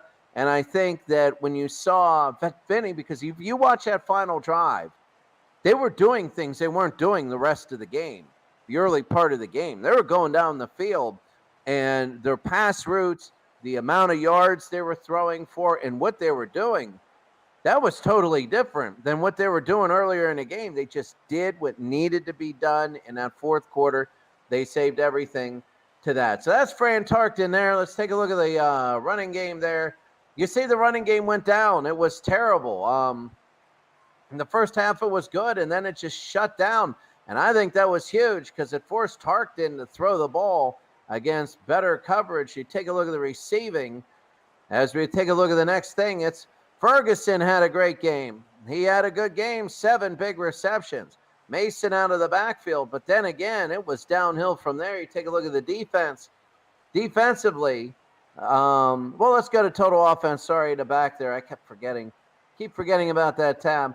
Mason, again, he had 150 total yards in offense, but a lot of that was in the first half. You take a look at this. Ferguson was all right. Mayberry, 43 yards and a touchdown. He's a fullback. If you take the halfback and the fullback, they had 193 yards total of offense. And usually you want them to balance out. You don't want them to be top heavy. But they didn't really get any screens from Minnesota.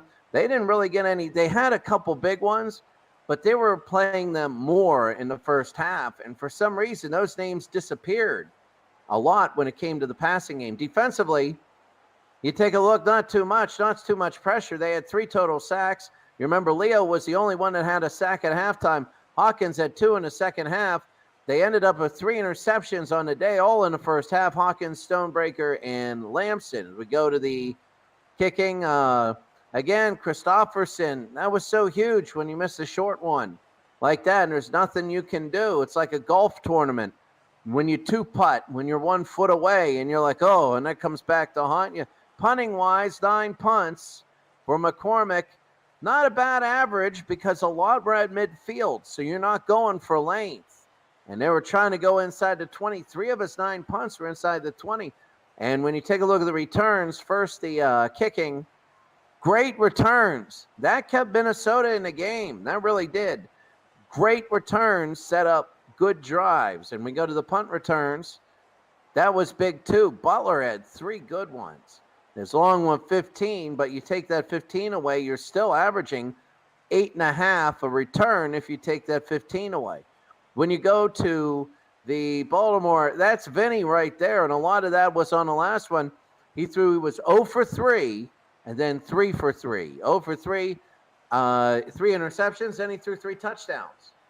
That was the biggest thing for him. 24 of 40. That was a veteran quarterback. They deserve to be out of this tournament, as crazy as this sounds. Rushing-wise, we usually say the winner has to do stuff better or worse. But we'll get to that before we close. Bam Morris had some important runs, but Ernest did a good job. Ernest, the veteran, very good. The one quarterback sneak by Testaverde, they're receiving. When you take a look at the receiving, you see he spread the ball around. 6, 6, and 6. 6 for Alexander, 6 for Jackson, 6 for Biner. And as if you notice, Ernest Biner caught a lot more passes in the second half. They really threw the ball to him. Some of them were horrible screens, which I'm rolling my eyes, but they had -3 yards on screens. So Ernest Biner went 3 receptions for 28 yards whenever it was regular, out of the backfield throws. When you go to the total offense, you see 2 players. Biner got over, and Alexander, the split end, which we call flanker. No, this split end wide receiver, basically. 102 yards. Michael Jackson, very big there. Bam Morris, that screen pass, that was the only one. And yeah, Bam Morris is not a screen pass guy. The next one, for defense. You take a look, no sacks for Baltimore. And if they were playing another game, I'd say they'd have to have better than that. But, 2 interception was big, and they had to fumble recovery in the next one for the kicking. 1 of 2 for Stover, and he hit the one that counted, 26 yards. That was big. Punting-wise, 9 punts for Montgomery, the former Houston Oiler. He got 6 punts inside the 20, but here's the biggest thing. When you have a big average of 42.4 and you have 2/3 of your punts land inside, that's incredible. That means you're punting from your own 40 or 50-yard line and you're getting it inside the 20 a lot of the times. That is an incredible job by Greg Montgomery. That is a huge job. That might be one of the reasons they won this football game, was they made Minnesota get the extra first down, and they couldn't do it a lot of times. We go to the next one. The kick returns, Lewis and Baldwin, both with insane averages. That was huge there. The next one for the punt returns. And again, some good punt returns there. Saw the intangibles did as much for Baltimore as the straight offense and defenses. So we're going to take a look. That's the final stats. Now, as we take a look at the final thing, the one thing, Mike, in the truck, I want to ask, we usually do the winners and say, what do they need to do the next game? Like, if the Baltimore were moving on, which they're not because they're out of the tournament because they won, we'd say, well, they have to get the running game more involved earlier and stuff like that. But Minnesota lost. So I'm going to ask you, they're going to be playing another really good team. It's either going to be 2005 Houston or 1969 Chicago. What?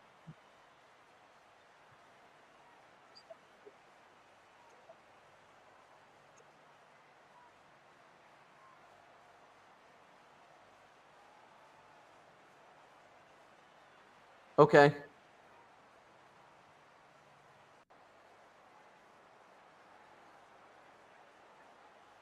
Oh.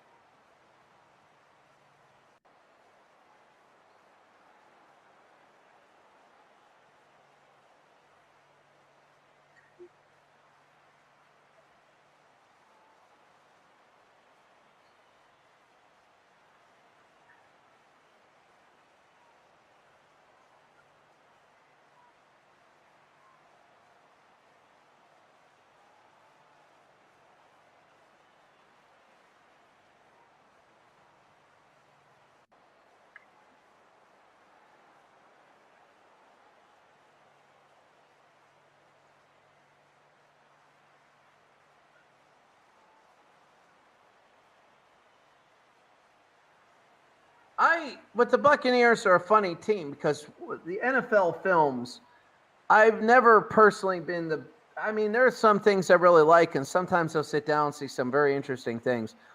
But NFL films tends to over-exaggerate a lot of things. They tend to glorify a lot of things that I think really are over-exaggerated. And one of the things is the 1976 Buccaneers.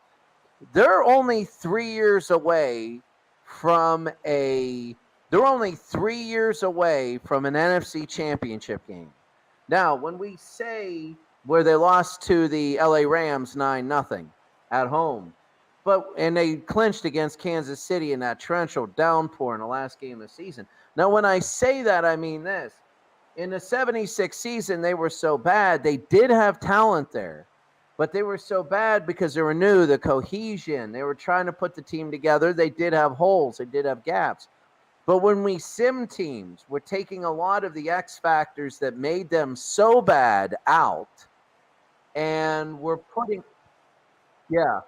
So what we're doing is they're a team. Now, I would say the Browns and the Lions, I look at some of their roster and go, oh, there's no hope for 10 years, 15. It's like looking at the Pittsburgh Pirates in the early 2000s. You're like, yeah, it's not like they're going to get better. They're just bad and old and not doing anything.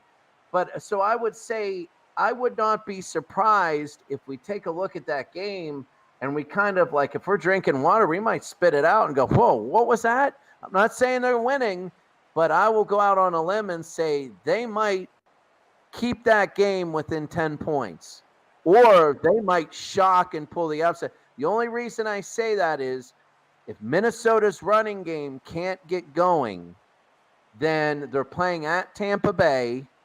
Tampa Bay has a good defensive line. They just, their secondary is their weakness. And Minnesota today, they showed that they might be a little shaky throwing a ball. I'm not saying they're losing, but I'm saying it'll probably be within 10 points. Now, this Chicago, I'm saying, oh, God, this is going to be 19 points and 19 punts. I'm saying Chicago 21-3 over Houston.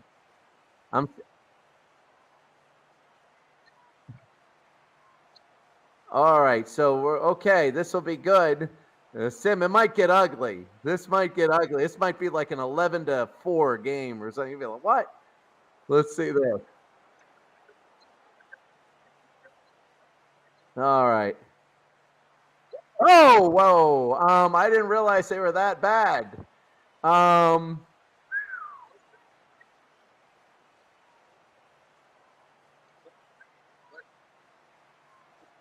All right, well, with the 2005 Houston Texans, this is one of the reasons why I like the Buccaneers.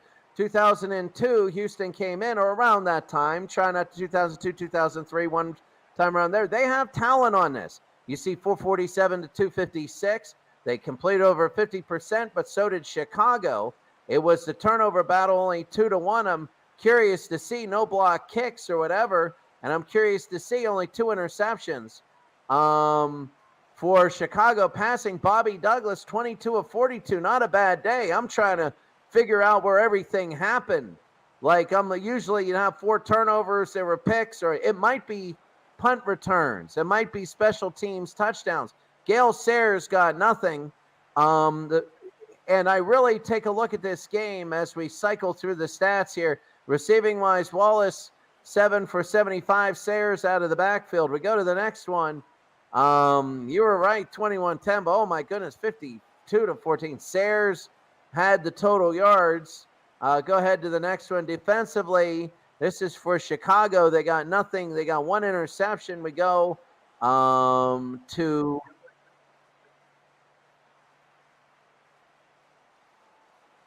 yeah, when your linebackers start to get like that and none of them are sacks. Yeah, I'm looking at the defensive line. It looks like they got into the secondary. Look at Buffon and Buckus. That's 20 right there. And now take a look. When your strong safety has 10 tackles and your free safety has 9 tackles. Oh, that's second level. Let's take a look at the intangible. Say the kicking. He didn't even try a field goal. How about punting? Punting's only 6 punts for Chicago. There's something's going on there. Let's go to the next one. Kick returns. Sayers with good kick returns. That's all right. That's solid. Punt returns, average, a little below average. Piccolo. And let's take a look at Houston. 4 touchdown passes. 100 rating for Derek Carr. He's over 50%, 218 yards. Let's go to rushing. 100, well, there you go. That's one of it, 185 yards. Oh, yeah, Williams, look at that. That's big for Houston. Go ahead, take a look at the other one. Andre Johnson again. And, oh, yeah, they spike. When you play 2 bad teams, your stars can spike. They can get a lot of yards because you double them and you're 2 mediocre people against the star's still going to win, a lot of the times. And when you overcompensate, that's what happens. It becomes like a game of Tecmo Bowl. You have to just guess. And you can see it's basically two people. Let's run to Williams or let's throw to Johnson. And then once in a while you go to other people who are probably wide open. Wells, 28 yards on that one. Probably not that many carries. Go ahead to defense. 3 sacks for Smith, Polk. But you take a look at some of those. Okay. Not so much, but remember, Houston's best football team SRS rating was the 2012 Houston Texans. So there are some people here, they're starting to build something. And that's why this game right here makes me think that Tampa Bay has a big shot. Because if you take a look at both these teams, Chicago, it took them a while to the late 70s to make the playoffs again. So 69, they were bone dry. Minnesota, yeah, they're 7 away. But, you know, Chris Brown, 1 of 2. You take a look at the punting situation. Good punts there by Stanley, the returns. Oh, yeah. Yeah, that's the thing. That's the thing. All those possessions, 50-some points. Mathis, 1 return for 37 yards. That's a big one. And then punt returns, they got 8 to 10 yards. That's really good, 19 and 10 on 2 separate ones. So that is good. Let's see the actually how they scored there. A 3-yard run, Chicago. Here's the 3-yard run on a first down. Now that's big because they have everybody up. They're playing a 6 front. And whenever you get that on 28 first quarter points, no wonder that's Polk and the interception. So that was huge there. Now Andre Johnson, a 12-yard touchdown. They're playing with short fields. I'm seeing how this happened. Touchdown. So it's now 14 to nothing. And then Douglas intercepted again at 14 to nothing. And then here's Carr again. Bam, it's a good thing we didn't do this game. To Jabbar Gaffney from Florida. Now, Jabbar Gaffney was on the New England Patriots at 2007. So he didn't stick around with Houston. He was on that Patriots team that went undefeated and lost the Super Bowl. Andre Johnson, the only possible Hall of Famer for Houston. Touchdown. Houston is the only NFL team without any Hall of Famers. And Andre Johnson might be the first. Carr will throw it in here, making it Touchdown. 35 to nothing. This is the time when we would be throwing around terrible NFL jokes. And then, I mean, my goodness, Carr, that was intercepted. Imagine, it could have been 42 to nothing. It could have been 42 to nothing. Now, here's the thing. They go to Williams, and Williams up the middle. He scores. It's 42 to nothing here. But you notice the way they're scoring. I remember I told you the fullback, it was probably 1 or 2 runs to get that 28. Touchdown. That was his only run of the game. 1 run for 28 yards and a touchdown because they were overcompensating. My goodness, look at this. It is a 56-yard field goal.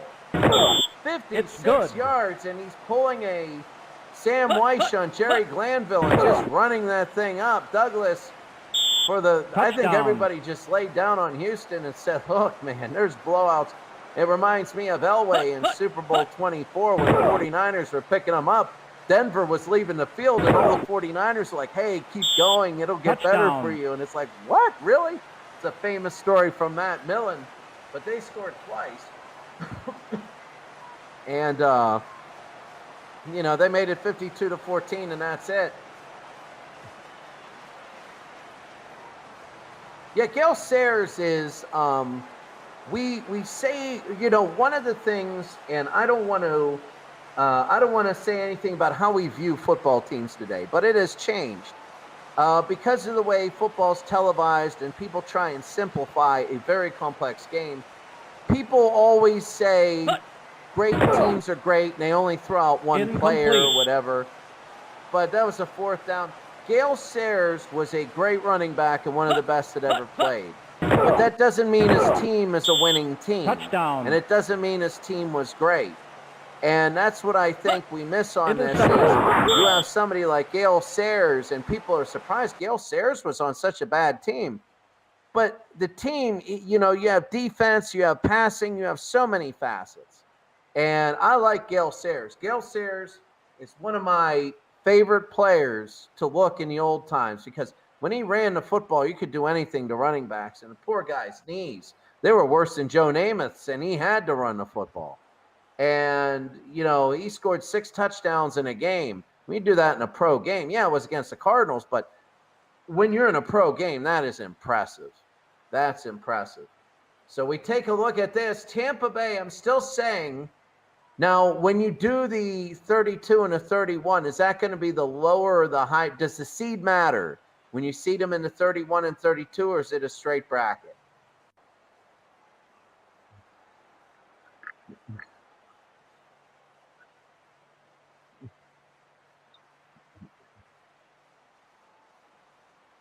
Yeah.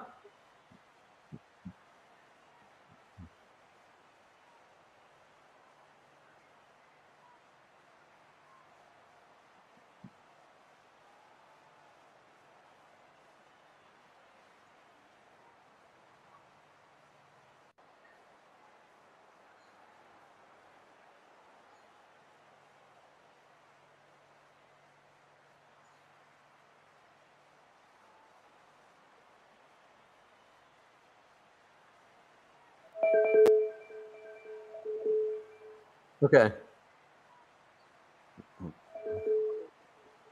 Well, I can hear you. I can hear you. It's good.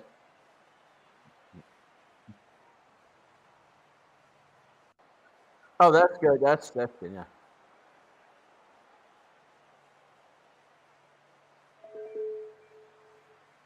That's okay. And ABC, while you figure out, just let me know. Start.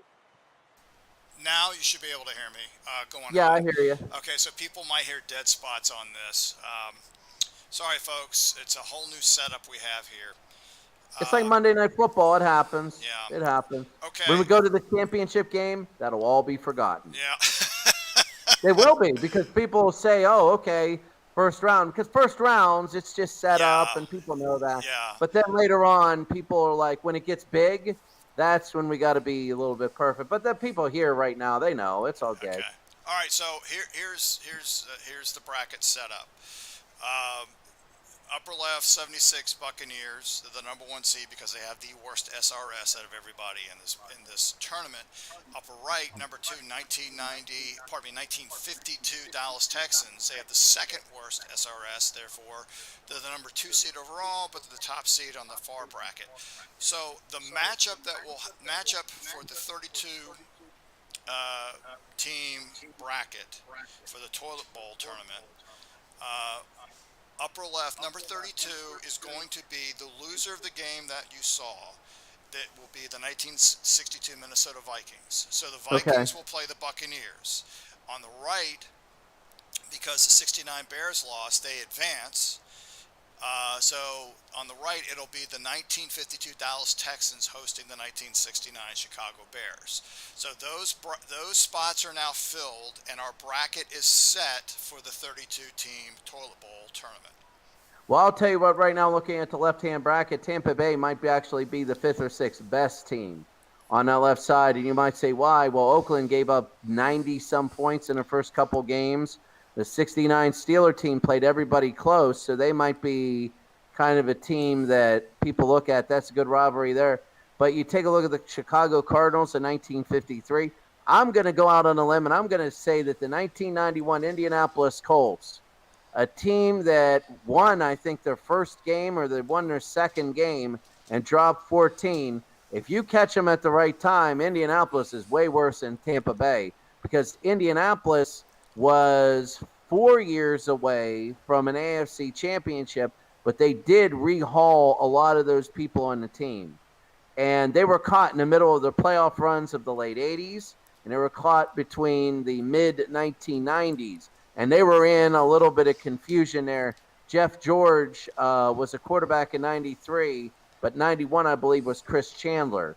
And I will tell you that there are teams on this, like 58 Green Bay was only bad because they didn't have Lombardi. They had a lot of people on that team in 1960, and Lombardi did a lot of things with that team. So simming-wise, they may be good. When you look at the New York Giants, That's big. But the Tampa Bay Buccaneers, they might win and be out. When you look at the other side for Dallas, Dallas is going to have some competition. I think 2017 Cleveland and 52 Dallas is going to be big because 2017 Cleveland, there's still not a lot of pieces missing. There's still a lot of pieces missing.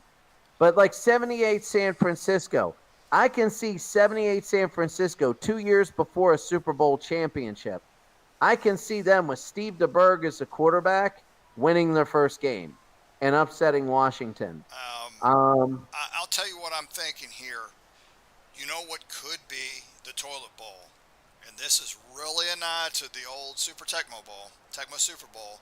We could have the yeah. 91 Colts against the 90 Patriots.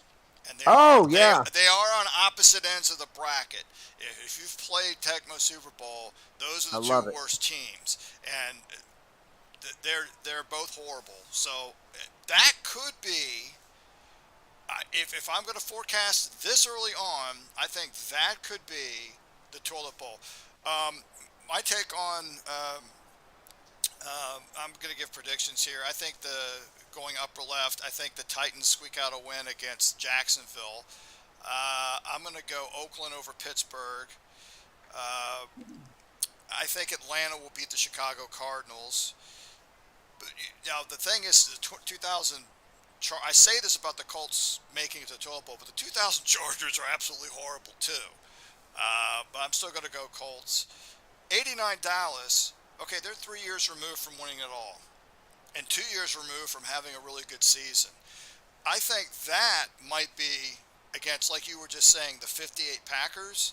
Again, Lombardi was not there. We'll talk about this later, but that might be the game we sim next time. I think that Oh, might be a battle. Um, the '08 Lions and the '80 Saints. Honestly, I could see that going either way. Uh, 66 Giants and '07 Miami. I can't pick that one yet. Um, I think 64. I think the Cleveland Browns beat the 64. We're going the opposite. I'm going to pick Cleveland over Denver. Let's see, Seattle against Kansas City. I might go Seattle. San Francisco, Washington. I agree with you. I'd take San Francisco. 58 Eagles and the Rams from '09. I'm going to go the Eagles. They're 2 years removed from winning the NFL title. Uh, oh boy, the Houston Oilers and the Cincinnati Bengals. That's a coin flip. They yeah. were both horrible. Jets, Bills. I'm going Bills because they have O.J. Simpson. And Panthers and Patriots. I'm going to go Panthers because, again, they're 2 years removed from going to the Super Bowl. Now, I hate to say this, but the 96 Jets, now they were down a quarterback because Vinny Testaverde, the guy we saw today, was not there. Yeah, it was But in Neil 2 years, O'Donnell, if I remember correctly. yeah, it was Neil O'Donnell. And I remember the game against the Washington Redskins. They lost 3-0, in which where they won 3-0. The final was 3-0. It was a Saturday game, and it was the one where the Redskins were going for a field goal. They snapped the ball and it hit the guy right in the face.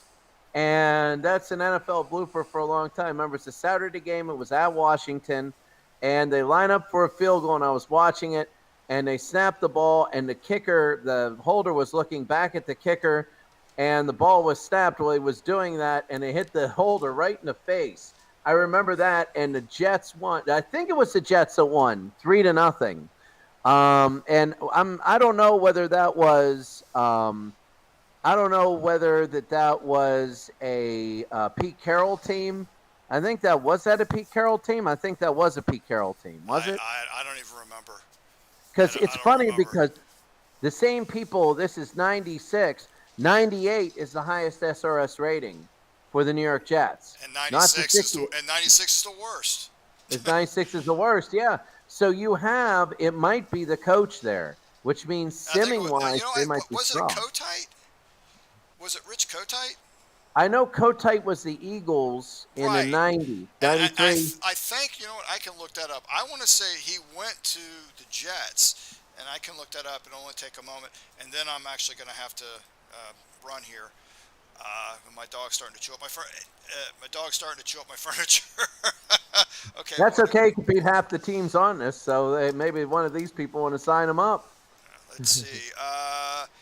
It was Rich Kotite. He was the coach of the '96 Okay. Jets. So that was right. Um, Oh, destroy the Eagles and go to the Jets. yeah, and ironically, he was the last coach to beat the 49ers in '94. Ran them over, and I think he was like 4-0 and 5-0, and people were like, "You got to be kidding me! The Kotite's for real, the Eagles for real," and then they collapsed. They won 40-8, didn't they?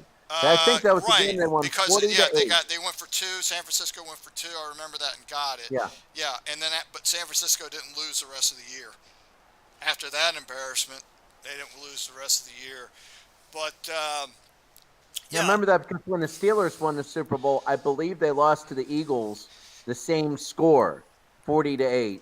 And then they got killed, and Roethlisberger was sacked 5 million times, and then the Steelers end up winning the Super Bowl. and they almost had to play Philadelphia. Oh, yeah, the And that would have Keystone Bowl. been interesting. Yeah, I'm gonna have to run because I just picked up a piece of of the bottom of a recliner in the living room. My dog just chewed off. No one will see it, but yeah, I'm gonna have to run here. But hey, everybody, Chris Slovic calling the game. We'll figure out a day and time to do a game from the first official round of the bracket. And Chris, thank you for being on and doing this. You were fantastic as always. Well, thank you very much for the opportunity. I do this purely for fun and love it, but I also do it because I know we're a small community that does this. I know there's a few other people that really put their time and effort into this, and I know that they inspire me a lot to work harder and do this because I really enjoy their content, and I think the community that we have with people that do this is really great because we're all in the same boat. We're all in it together. And I really, really enjoy the opportunity doing this, and it's really fun to do. I agree. Thank you. And thank you very much, Chris. And we'll figure out a time and a day to do a game from the first round, and the matchup will be determined at a future time. Should be great. I look forward to the toilet bowl. I'll get my scrubber ready, and I'll get the tidy bowl, that powder. I'll get that powder. Instead of throwing confetti, we're going to throw the powder, the Ajax powder everywhere. With bleach. You know, and that'll be, yeah, that'll be it. So, all right. Well, thank you very much then. Thank you, and in your case, have a good evening, and here it's actually good afternoon. There we go. I'm in, for all those listening, I'm in Chiang Mai, Thailand right now. I'm in Chiang Mai on the other side of the world. It's 10:14 at night. So I'm about to go to bed because I got work tomorrow in a few hours. So it's like dark out, and I got a lizard that's about 7 inches long on the outside of my door, and he keeps doing a stare at me. Right now, and it's my dog is jumping on me. Maybe we can match the two up together and see who wins. The lizard, because my dog would freak out. Oh, there we go. All right, Chris. Well, have a good evening. Thank you very much, and thank you for the opportunity. Thank you. Take care. All right. Bye. Bye-bye.